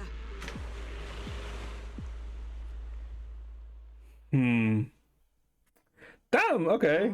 She actually went and did it. I had my doubts about the Colonel I saw its behavior all along, but still, I didn't expect to go this far.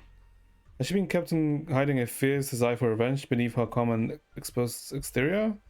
Magus seems to have been taking quite a blow, but thankfully Ophi has been with her the whole time. Let's not interrupt Magus and Ophi right now. We should check on the others instead. Damn, okay. Shit!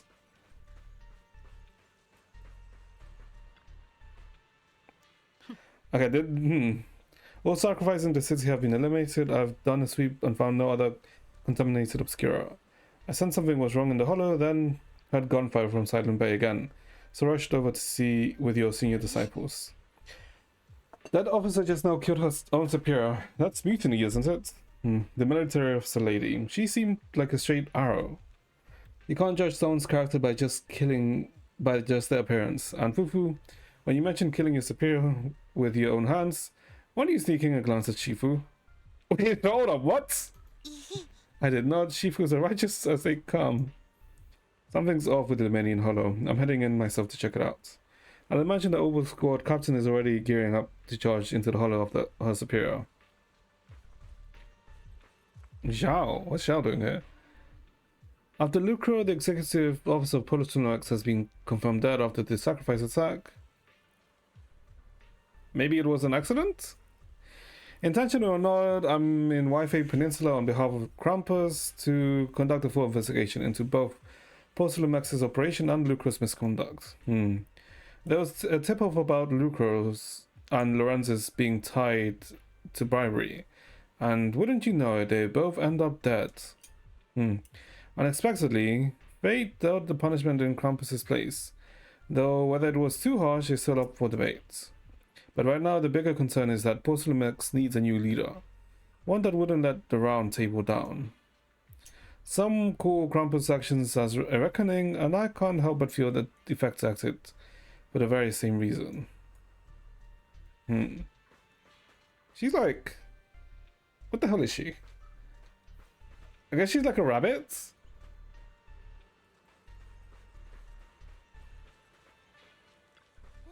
Kano I saw. Who would have thought that beneath her comics there are burns of fiercer flame than Captain Magus? For the captain to see the mentor she trusted most act like that, she must be taking it really hard. I believe in the captain. She's got a heart of steel and a body to match. I trust her resolve. Yeah, Captain Magus will pull through. For now, let's just wait for the captain's orders before making our next move. Let's go talk to them. Magus and Ofi stand by the shore, the wind from the ocean drowning the pulse at the heart of her machine frame. Ofi. Before you could say a word from Magus, Barry's alarm rang out once again. Again?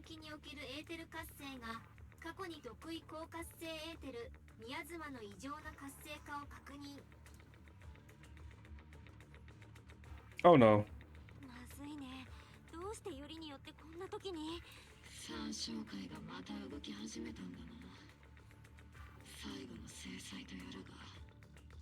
About assault.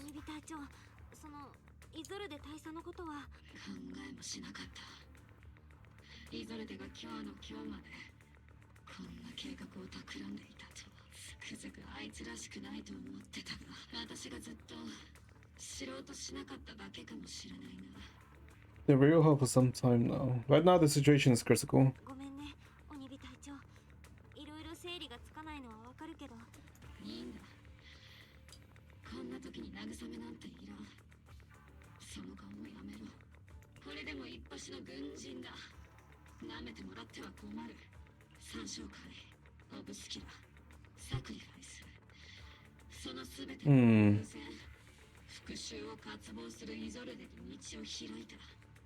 Is it? There's no way, right?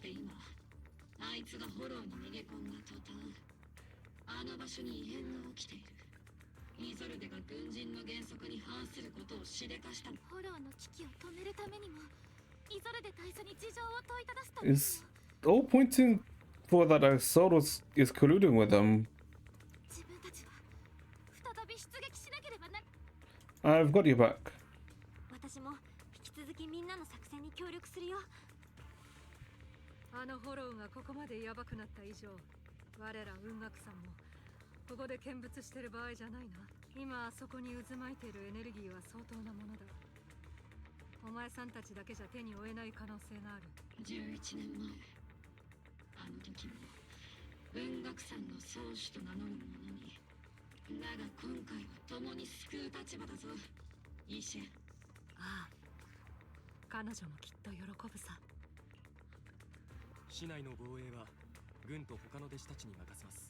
Oh. Yeshi won. Okay, so Yeshi one's the one that's coming. The Luminian Hollow is active. There's a high risk of secondary disasters or even a direct eruption. Kana's sword disappeared into the hollow as well. Regardless of whether what she did or what she did, why she did or what she did, we have every reason to bring her back. Overscored, gear up and get ready. Let's go.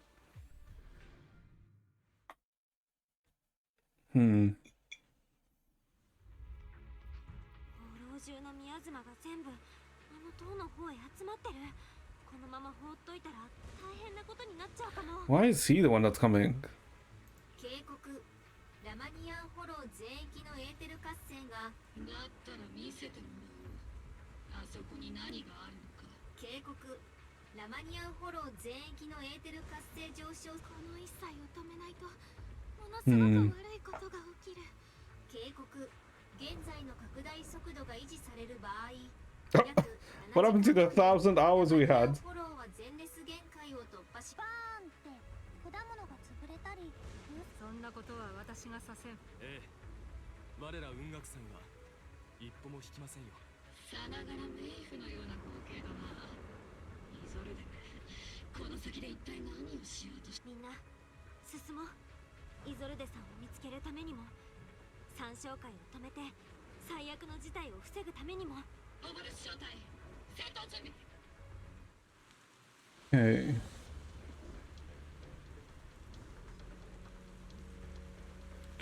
To the big tower.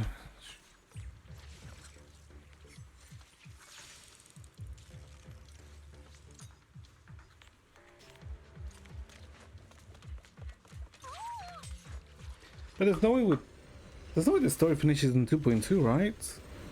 But it feels like it is. Oh, the Sara. この辺りの装置、宮妻を一箇所に集めてる。この規模の宮妻が収束すれば取り返しの。The miasma here is way too thick. I'll have to have my work cut out for me trying to disperse it. And this isn't the only device in the hollow. Just activating one here likely won't be enough. Right now we need to focus on places where the miasma is gathering and eliminate whatever threat is lurking there. 装置は宮妻で連結する。 Okay. Passwords. Control the panel requires password. Look around to find the clues. Okay, so I guess over here, right? But no, never mind.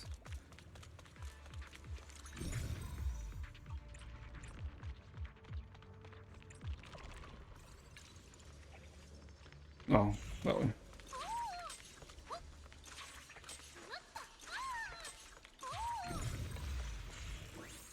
Oh.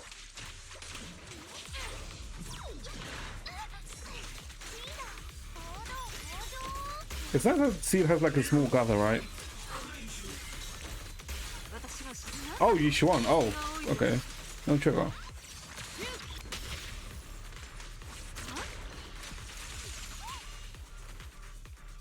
Three, two. リフトのガラクタの後ろ、宮妻の気配を感じるな。リフトの後ろに、おそらくこの数字はパスワードでしょう。 3275.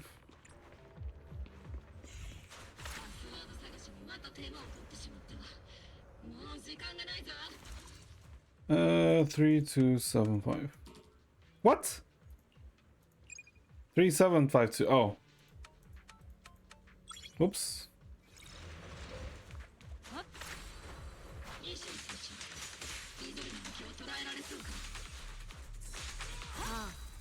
彼女の気もこの先にある。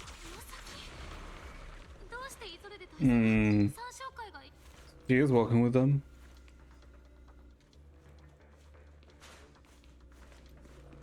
Okay, we need to fix the terrain then.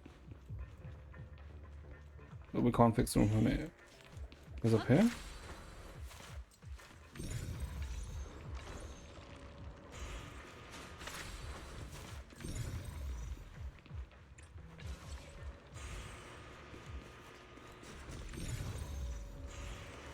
Hey. Use a device to activate the shield. Disable.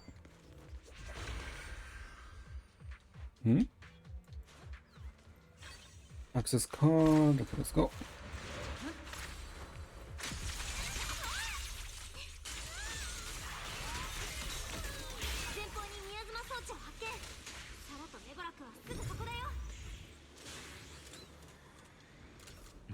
The Exalted high up known as Sarah escaped from the platform above. Let's gear up and continue the attack.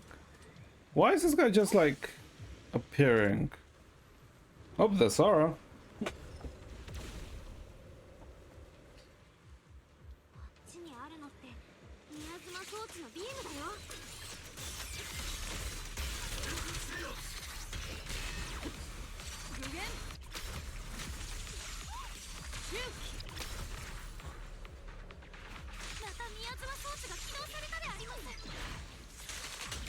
追いかけるぞ。使用創生。 Okay. What? It didn't die in that ult? Okay. Oh, we caught up. What exactly are the Exalted trying to achieve? 始まりの主とやらはあんたたちに一体どんな教えを授けてくれたわけ。破滅、災害、混乱、これが全部始まりの主の望みだっていうの？パエトーン、誰もがあなたのように輝かしい名前を持っていると思わないことね。この陰鬱な世界であなたが追い求めている太陽が果たして唯一無二の光なの？ Only source of light. あなたにはわからないでしょうね。私たちが希望の主に拝謁するために、どれだけの犠牲を払う覚悟があるのか。犠牲って人の幸せを奪ってるだけじゃありませんか。黒騎士官オルペウス、こいつとの問答は時間の無駄だ。そんなに犠牲がいるというなら、まずは貴様からどうだ。言ったでしょ。司教様はもう周域の門に手をかけていると認めたくないのはわかるけれど、どんなあがきももはや無駄だと知りなさい。 Sarah, the high-ranking Exalted, swiftly distances herself and heads towards the unremarkable picture nearby. 皆さんは先へ進んでください。彼女一人で平気か。あの女は相当ずる賢いぞ。支援はできる修行者だ。あいつによし。 Are they gonna put an Aizen? 目標は宮妻が集まる中心地帯。 The team splits into two groups. Yishuan leaves to pursue Sarah alone. Yuan leaves to pursue Sarah alone, while the rest continue advancing towards the heart of this underworld. I have a feeling they're gonna pull an Aizen with the guy. この兵士たちは彼らの制服を11年前の。それは宮妻が生み出した現象に過ぎん。しっかりしろ兵士。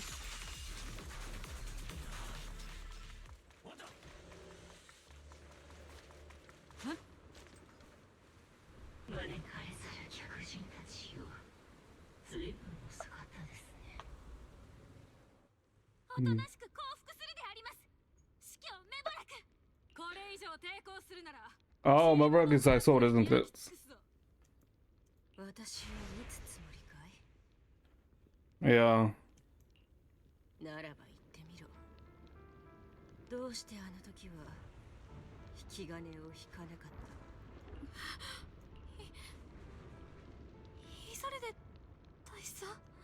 Because she was like away for like. 防衛軍とポーセルマックス、そして三将会。なるほど。一見バラバラに見えていた点をつなぐのはイゾルデ。どうしてお前があの彼と共の服を着ている？鬼火。 God fucking damn it, we're not getting a Playboy sold. なぜ君は撃たなかった？ あなたは一体誰なの？防衛軍の大佐イゾルデと三将会の司教メボラク、どっちが本当のあなたなの？防衛軍はあんたの指揮で動いてて、三将会はあんたの指揮で反撃してた。指し手が一緒じゃ決着がつかないのも無理ないね。だからこそ本拠地の情報にあんな盲点があったんだね。 Yeah. 全部あんたの一人相撲だったってわけ？こんな小細工をしたのもどうせ防衛軍の足止めが狙いでしょ？ならあんたの目的は？察しがいいな、パエト。君にはこれまで随分手を焼かされてきたが、きっとそれが私たちの間の運命だ。私の目的といったな。我が信徒たちは君たちに何も嘘をついてない。ならイゾルデ、エイヒ地区で起きた悲劇の一切はまさかお前の仕業だと。悲劇だと、まあそうとも言えるかもしれない。私が彼らの仇を討つために、あるいは君が追い求めた正義のために苦心して突き上げたことは God damn it. 確かに悲劇だった。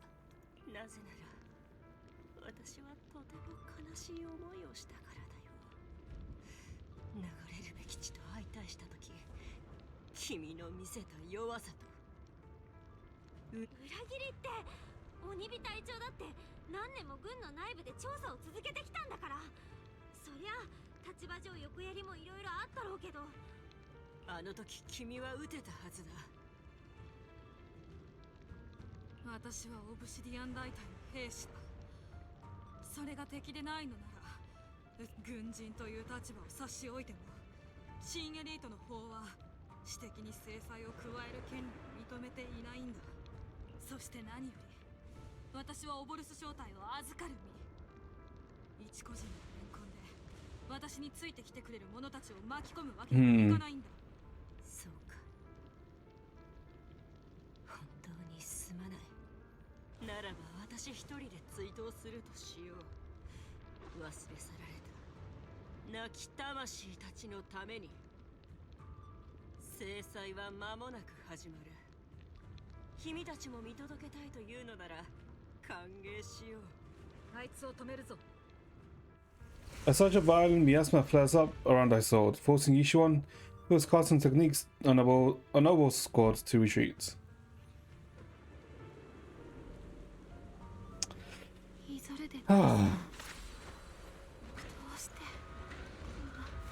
Really?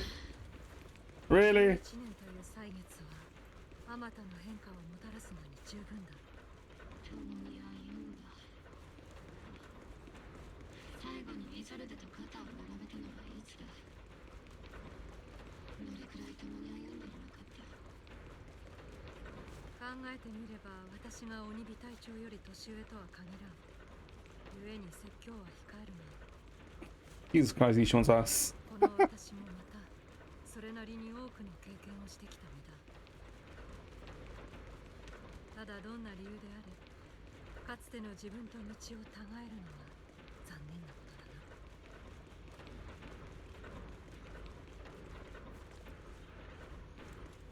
な。宮妻が収束する場所はすぐ先だ。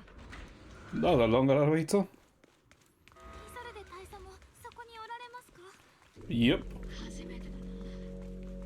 誰かと鬼火、イゾルデが犯した罪というのは到底許しがたいものだろう。ああ、分かってる。仕事的に一人前の以上が舐めてもらっては困る。彼女は本当にかつての自分を裏切ったのだ。イゾルデ大佐、あなたは中大自分たちに従って共に炎を出て審判を受けてください。ひたむきで愚か。そこがまた昔の彼女のようだ。 You're already taking your revenge. Why won't you stop? ベンツ少将とルクローさんはもう死んじゃったんだから、大佐の復讐は終わったはずでしょ。なのにどうしてまだやめないの？終わった。死んだ兵士たちは二度と帰っては来ない。この町は彼らに大きな借りがあるまま、何をもって続けるというんだ。 It's not like she has a bad reason or anything, right? 始まりの主がどのような世界を見せてくれるのか、私にはわからない。でもせめてこの失望に満ちた世界とは比べるべくもないもののはずだ。 I mean, she kinda spitting. Kinda. しかし Well, not really. But, you know, slightly. この世における私の未練、ここから収益への門を叩く時だ。 You and the Exalters, your identity. 街を守る兵士と悪の司教、どっちが本当のあなたなの？たはイゾルデさん、それともデボラク？どちらもただの名前に過ぎないよ。君がパエトーンという名前を必要としているのと同じだ。カローレ・アルメが罪人の名前として人々の記憶に刻まれてもなお、 Oh, so she is aware. 信じる君たちがいるように。 No, I don't think she's aware. 私もまた忘れ去られた名前たちのために悪と呼ばれることを選んだんだ。あいつらの敵を取ってやりたい気持ちはわかる。だがなぜよりにもよってそんな邪道を選んだ？なら何をもって復讐を遂げろと？浄化？正義か？まさか愛などとは言わないだろう。頼れるのは罪にまみれたこの手だけだ。戻ってこい、イゾルデ。彼らはもう戻ってこないんだ。離れるお前まで死ねた。私だってもう来るところまで来てしまったさ。オニビ、ありきたりな言葉や胸を打つようなセリフはもう役に立たない。本物の兵士らしく銃と剣で決着をつけよう。And I guess here comes the final sacrifice. Huh? Oh. 甘ったれるのいいか、復讐に岐路などない。作戦開始。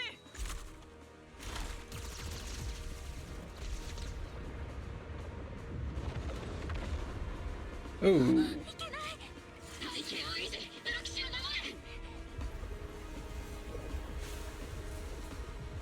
もはや道は分かたれた。今さら戻れるものか。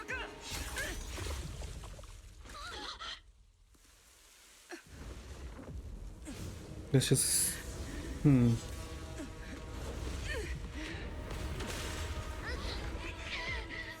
いエーテルの波動。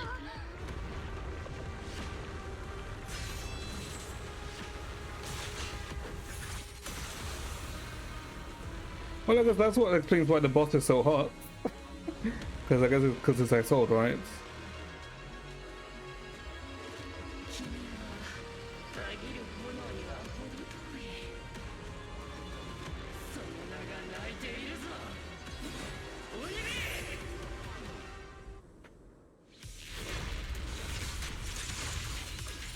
始まりの主よ、ご恩寵を。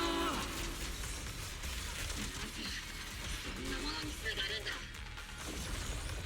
ミヤズマが会社の周りに。失礼だよ。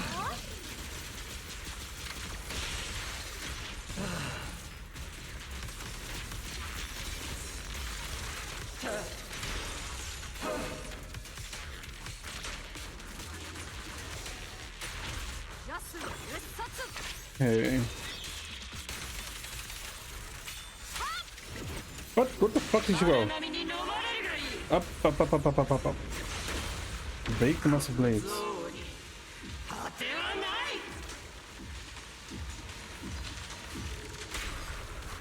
Okay.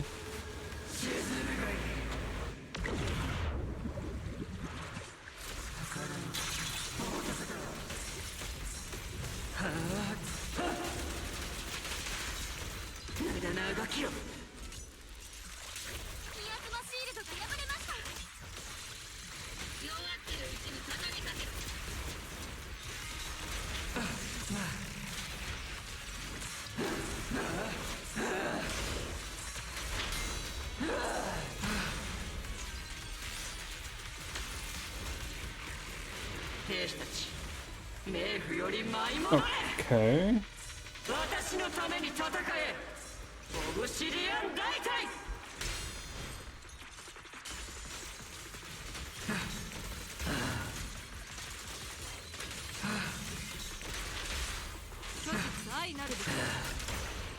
Okay, she grunts so much. Jesus Christ.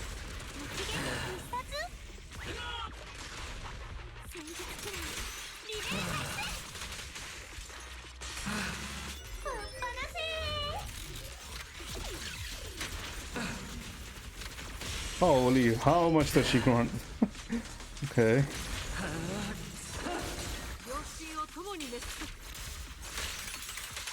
Jesus Christ, I'm not doing any damage with her, huh?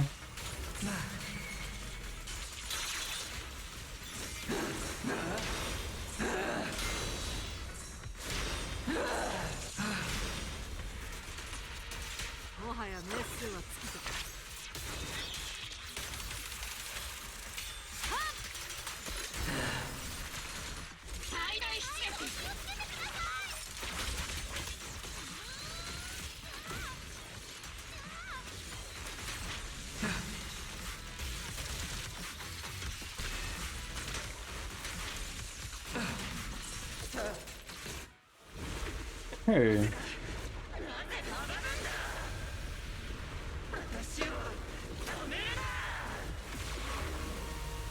Ooh. 復讐の火は私の中に燃えている。けどその火に飲まれてはダメだ。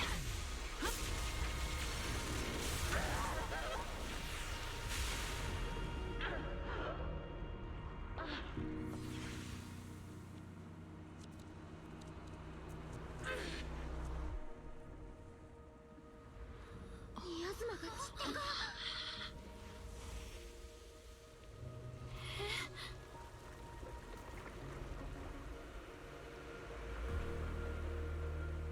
急ぐで。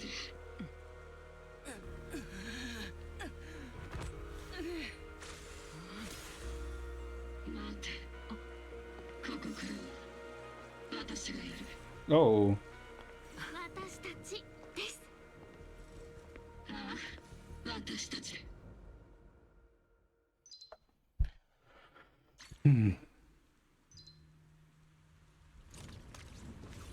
Captain Magus didn't look as happy or as angry as she usually does after victory. See, the sides to Captain Magus are more than just being happy or sad. Sometimes I think Orphe and Captain Magus' relationship might be like me and Seed Senior, but it's not quite the same. Seed Senior never laughs smugly in or gets as angry as Captain Magus, and I never had to comfort Seed Senior like you do with Captain Magus Orphe. So I'm a troublesome superior who laughs smugly all the time and needs comfort from my juniors, huh? But sometimes I wish Seed Senior would need me the way Captain Magus needs Orphe. What's the deal between the Commander I saw and Captain Magus? The connection between people are so much more complicated than the ones between metal and electric components. We've come this far, I never thought I'd come to see this. Maybe it was my fault as a proxy for not guiding this story to a proper ending. You haven't failed us, Proxy. I believe you led us to the right choice. Just as promised, don't you agree, Captain Magus? It might not be the proper ending, but I still believe this is the right place. Had I found a Proxy to lead the way, could she have made it to the right place too? That's not what a Proxy is for. Whoever grips the guiding rope already knows exactly where they're headed. That was a tough fight. We only managed to defeat so easily because of Yishu and Shifu's help. That sounds a bit weird.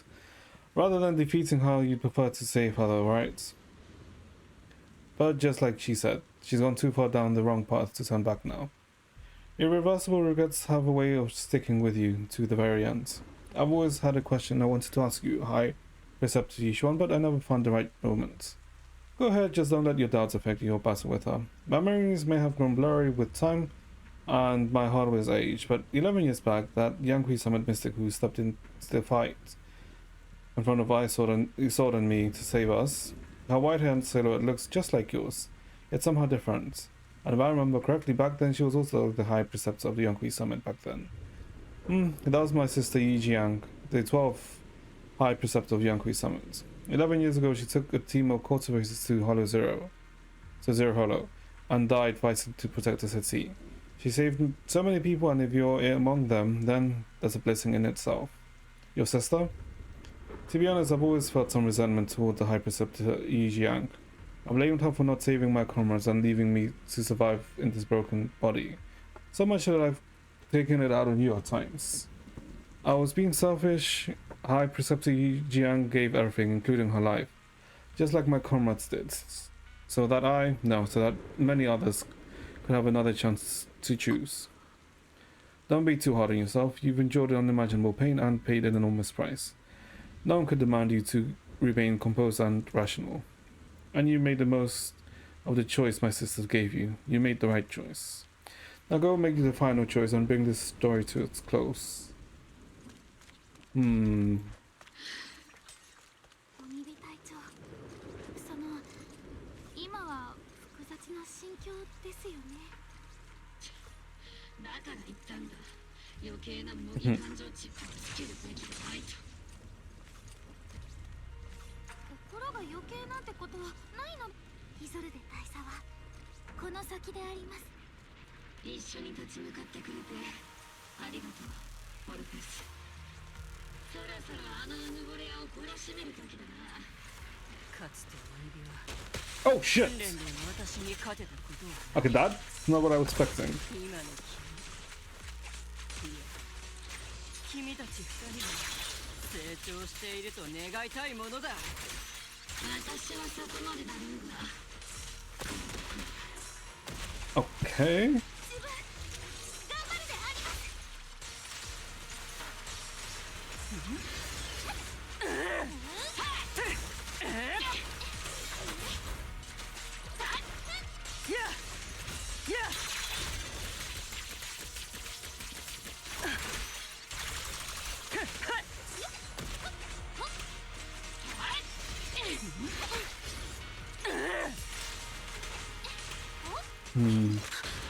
What the? Okay. 君の覚悟、刃で証明してみろ。オリビー。腕も意志も。Okay. Wait, hold on. What? 甘いな。Whoa, hold on, hold on.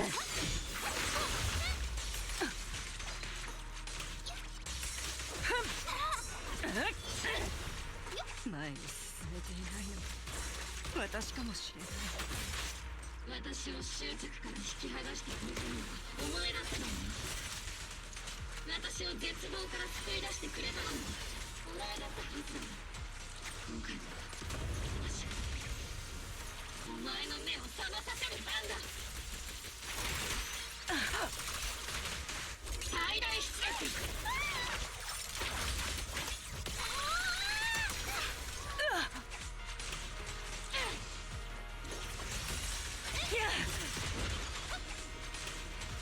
Okay. まだやれる。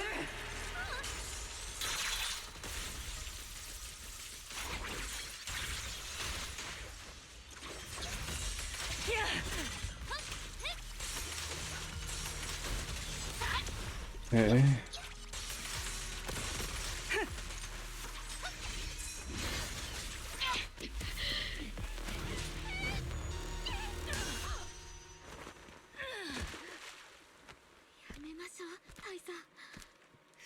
しようが吹っ切れようが全てはもう戻らないんだ。ああ、全ては戻らない。だから前へと進むのであります。もう二度と戦友を失うなんてごめんだ。大佐もであります。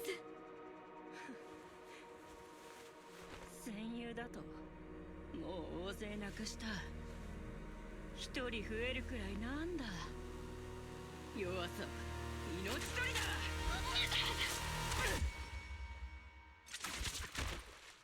Oh.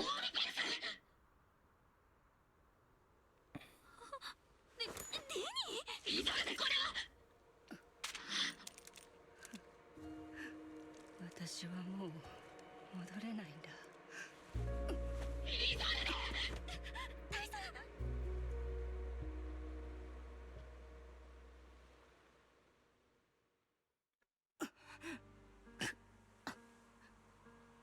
もう手遅れなんだ。法廷に立つのもごめんだしな。イゾルデ、これだけのことをなぜ私に言わなかったんだ。それは君がオルフェウスだからだ。Hmm.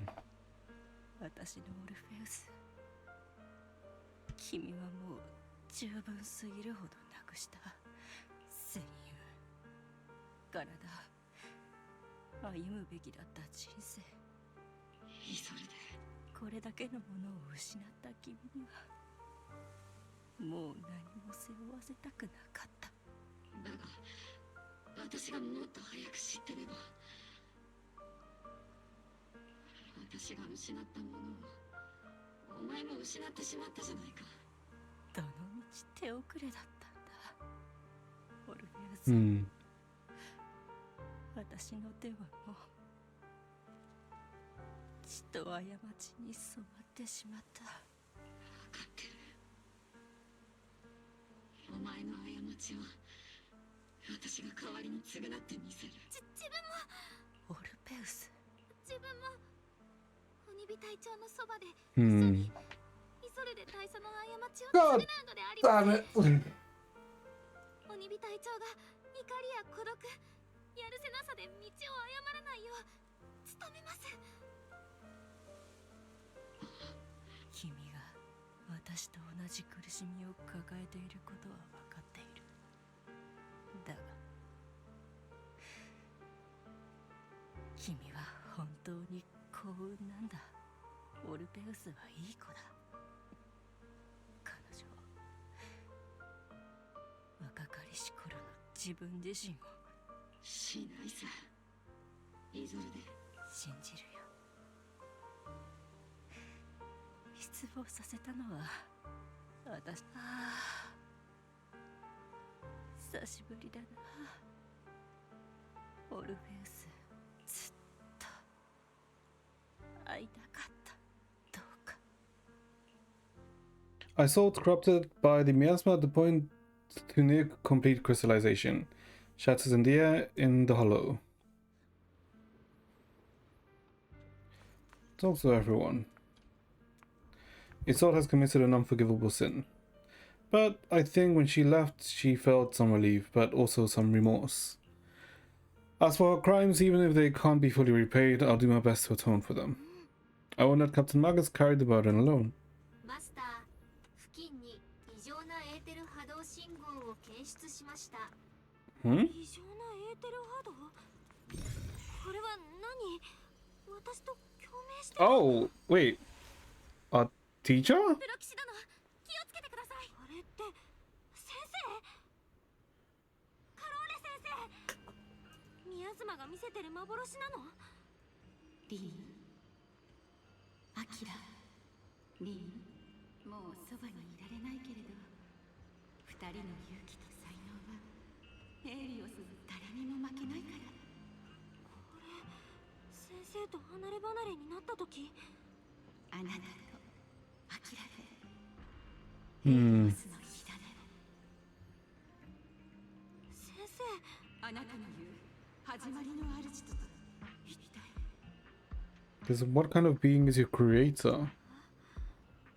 始まりの主。先生、誰と話してるの？周域への門はゼロ号フォローにある。声高に賛美するに足る秘密がその向こうにある。三将会と先生。若く越見の道を切り開きましょう。 Oh. 嘘、先生が共犯なわけない。 Oh. その道の果てには私が探しているものも。先生は一体何を探してたの？どんな代償を払ってでも。どんな代償を、どんな罪を犯してでも。どんな罪を。私たちを捨ててでも追う必要があったの？私の旅が円満に終わる保証はないし、エリートの向かう先が深淵か希望。 Find salvation from the brink. 私は信じている。あの子たちはまばゆいパエトーンなのだから。 Oh. The miasmic illusion in the air shatters and fades. So she did work with the Exorcists, but... So the gate in Hollow Zero. However, Miasma and Exaltus and where exactly Teacher is, these suspicions still remain unknown, lingering in the hollow. On the path which Miasma retreats, you evacuate the hollow alongside OBAL squads.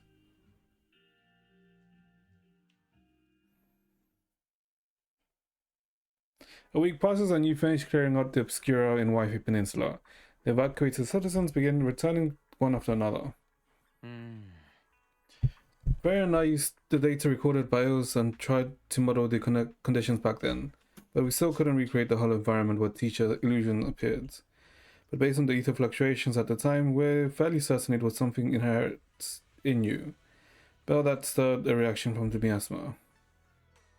What the illusion said, our Teacher and Exaltus. We still don't know how the illusion was created, and just because it sounded like our Teacher doesn't mean those were exactly her words. But when she said goodbye to us, yeah. The illusion did seem to recreate her saying goodbye to us, right down to the look and voice.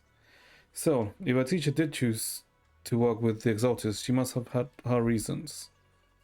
Fufu's voice echoes in the courtyard, interrupting the conversation between siblings. Big Trouble, there's a bunch of tough-looking soldiers at the gate asking for you. It's the defense squads. I'll go deal with them.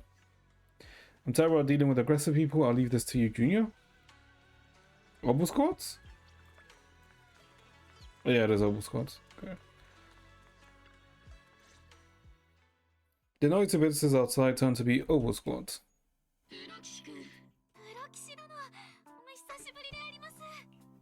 Yes, it has been. How have you been lately?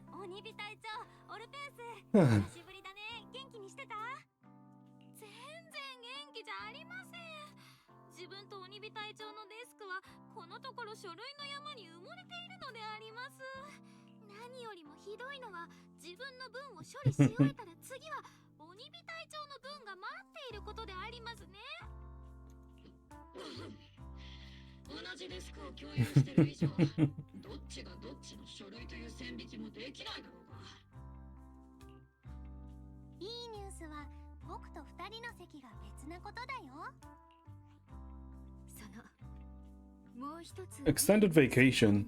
Oh. 我々の長期休暇が承認されたと通達がありまして、人道的な見地からと事態は収束したという体にしたい狙いがあるようです。今回は防衛軍の将校とトップスの上層部が絡む極めてややこしい事件だったわけだが、ようやく決着を見たと言えるな。キュート陥落時、アガメムの正体、つまり鬼火隊長とイゾルデ大佐が所属していた正体に何が起こったかが徹底的に調査されたのであります。元防衛軍少将ロレンツと元ポーセルメックス共同 CEO のルクロ。Lots of titles and publicly condemned. What about... So the truth of what happened all those years ago has finally come to light. あの時の真相もやっと公開されるのかな。犠牲になった兵士さんたちにとって少しでも慰めになるといいけど。とはいえ、その二人も英飛地区襲撃事件で死んだからな。後半は一時棚上げということになった。少なくとも彼らはすでに防衛軍総司令部もここ数年で各勢力との癒着や不正に関与した緊急証拠を洗い出し処分を進めてる。But did the news about Isolde's, I guess, involvement with the Exaltus come out too? What about the citizens who were affected? ポーセルメックスと三商会がめちゃくちゃしたせいで結構な数の市民が被害を受けた市民たちは療養センターに送られました。ポーセルメックスと三商会が不正に得た共同資産もこうした成果のすべてが今回の作戦における我々の活躍。そしてイゾルデ大佐が生前に集めた情報のおかげで彼女がここ数年で関わってきた事件が複雑の一言で片付けられるものではないとはいえ。I don't think she was the head, right? Because I'm pretty sure there's like multiple overseers, is the feeling I get. Do you resent her? そうだね。大佐のの動機は何と言っても憎しみだったわけだし、鬼火隊長としては複雑以上だよね。当然だろ。あの独りよがりな間抜けが身に余る怒りや孤独を抱え込んだ結果が取り返しのつかない過ちの数々だ。そういう鬼火隊長だっていつも一人でイライラしたり突っ走ったりするのであります。私は鬼火隊長、プロ騎士殿の前で誓ってください。大佐のように一人で何もかも抱え込んだりはしないと。約束してやるさ。プロ騎士君が承認でいいだろ。絶対でありますよ。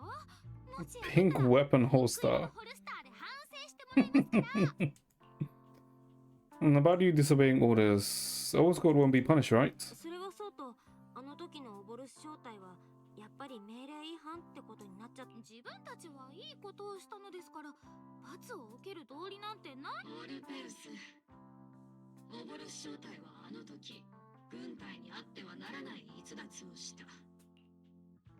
What a relief. そっか、何もかも完璧にこなすなんて難しいからね。大団円ってわけじゃないけど、なんとか一件落着ってとこかな。プロ騎士君の恩師カローレ・アルノという人物に関しては、私も軍の中で I guess now we have some military help with that aspect. プロ騎士殿がその方を信じているという。さてと、延比地区に来てからこの方、作戦に次ぐ作戦で観光の余裕なんぞなかった。上からまとまった休暇をもらえた以上、隊員たちとしばらく長期兵で羽を伸ばすつもりだ。みんなでバカンスでありますね。Oh my god. Jesus Christ, longer than I thought again. またお会いしましょうであります。One more thing, Proxy. While Captain Maggers and I were sorting through Commander Assault's documents, we found this. Commander Assault left it for you. OP hands over a letter bearing the seal of Obsidian's division. This is a private letter Assault left you. As much as I like to know, I'll stay out of it. Catch you later. Private letter. The members of OBAL Squad wave goodbye and leave Swabian Temple. All that remains is the envelope Assault left behind in your hands. Open the envelope. From Assault to Bell. The day when you and Orpheus were arguing over who was the villain and who was the hero, I found myself amused by your childish bickering and deeply ashamed at the same time. By the time you read this, I imagine everyone will have already realized the truth. I was the real villain in the story all along. There's no point in drowning myself in guilt and remorse now. I suppose I'm writing because I have a few selfish requests. They're not just for my own sake, but for the sake of justice. So I hope you hear me out. What Lawrence and Lucro did was so long ago that even though I gathered as many old case files as I could as evidence, I still couldn't be sure it would be enough to convict them. I lost faith in the authorities of New Eridu long ago. To get closer to the truth, I began seeking outside forces to rely on. By chance, I came into contact with the Exalters, and from then on, I moved between Defense Force and Exalters and Portulumex, playing each side in turn. Eventually, I learned the truth. Bribed by Lucro, Lawrence redeployed the troops. Troops meant to protect the citizens in order to recover valuable porcelain stockpiles. In the end, those soldiers were left to die in the hands of monsters that crawled from the miasma. During my investigation, I inherited the power of the Exalters Overseer. This inheritance seems to have nothing to do with the faith or devotion. As for the creator's criteria for choosing a successor, my guess is that they simply pick whoever is the most useful in achieving their goal.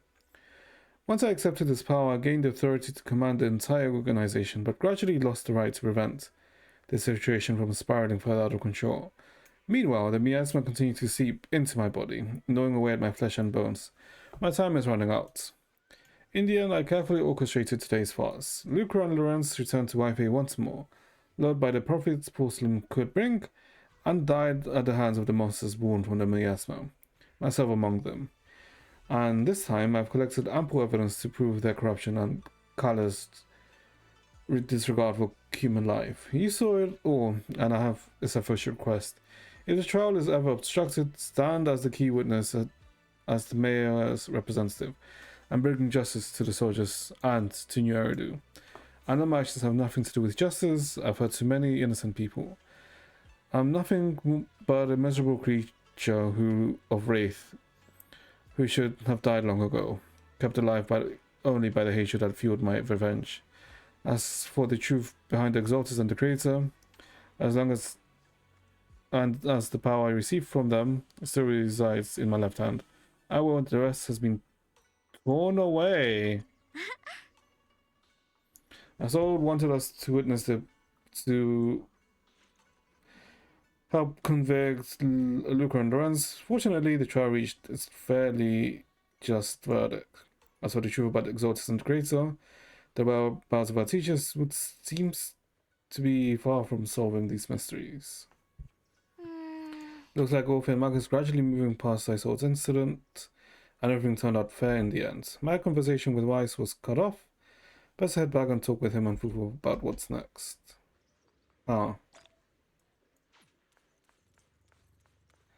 Listen to what Fufu and Weiss are talking about. So no clues about where your teacher went? Just one bad thing after another, and we still have no clues where Shiyuan is. So he is missing. He hasn't come back? Shiva's already searched every corner of the hollow, but the only thing left is to drag out and give the creature a good beating. But we didn't find a single trace. Someone must have covered it up deliberately. Who knows where Sarah ran off to? If Senior Brother falls into the hands of the Exalted remnants, it'll be dangerous. Don't worry about them. Junior Brother Shiyuan is super capable. He and his junior sister Zhao Guang are the most talented disciples of our generation. Trust me, he's even more reliable than your big sis Fufu. He will definitely come out of this safe and sound. Nope, motherfucker's dead. You're right. Fufu, the most senior brother of Young Kui Summit, won't go down so that easily.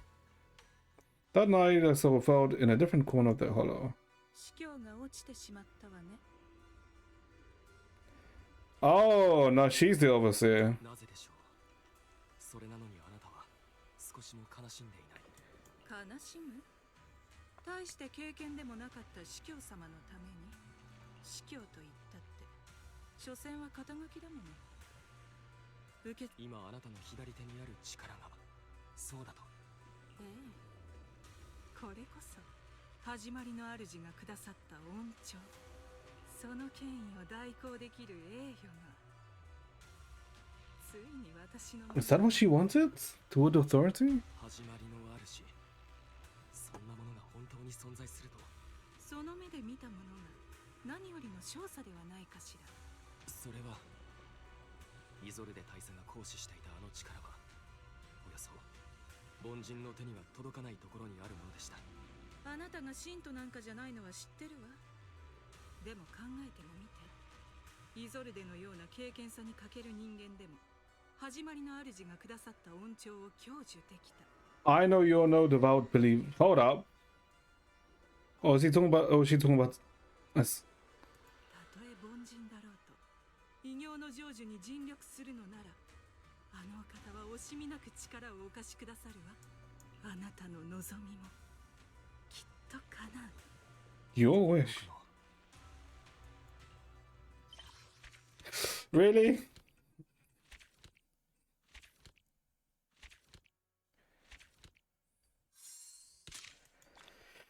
So that's what it set off. Okay, so is he or is he not? I'm confused. I'm not sure. That left me in confusion.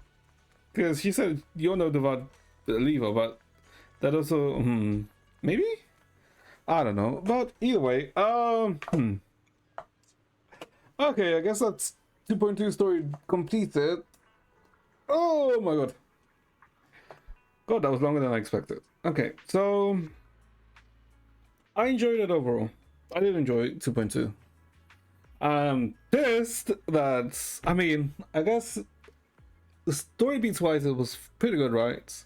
Like, there wasn't really anything that was anything like illogical that it stood out right, that seemed off right.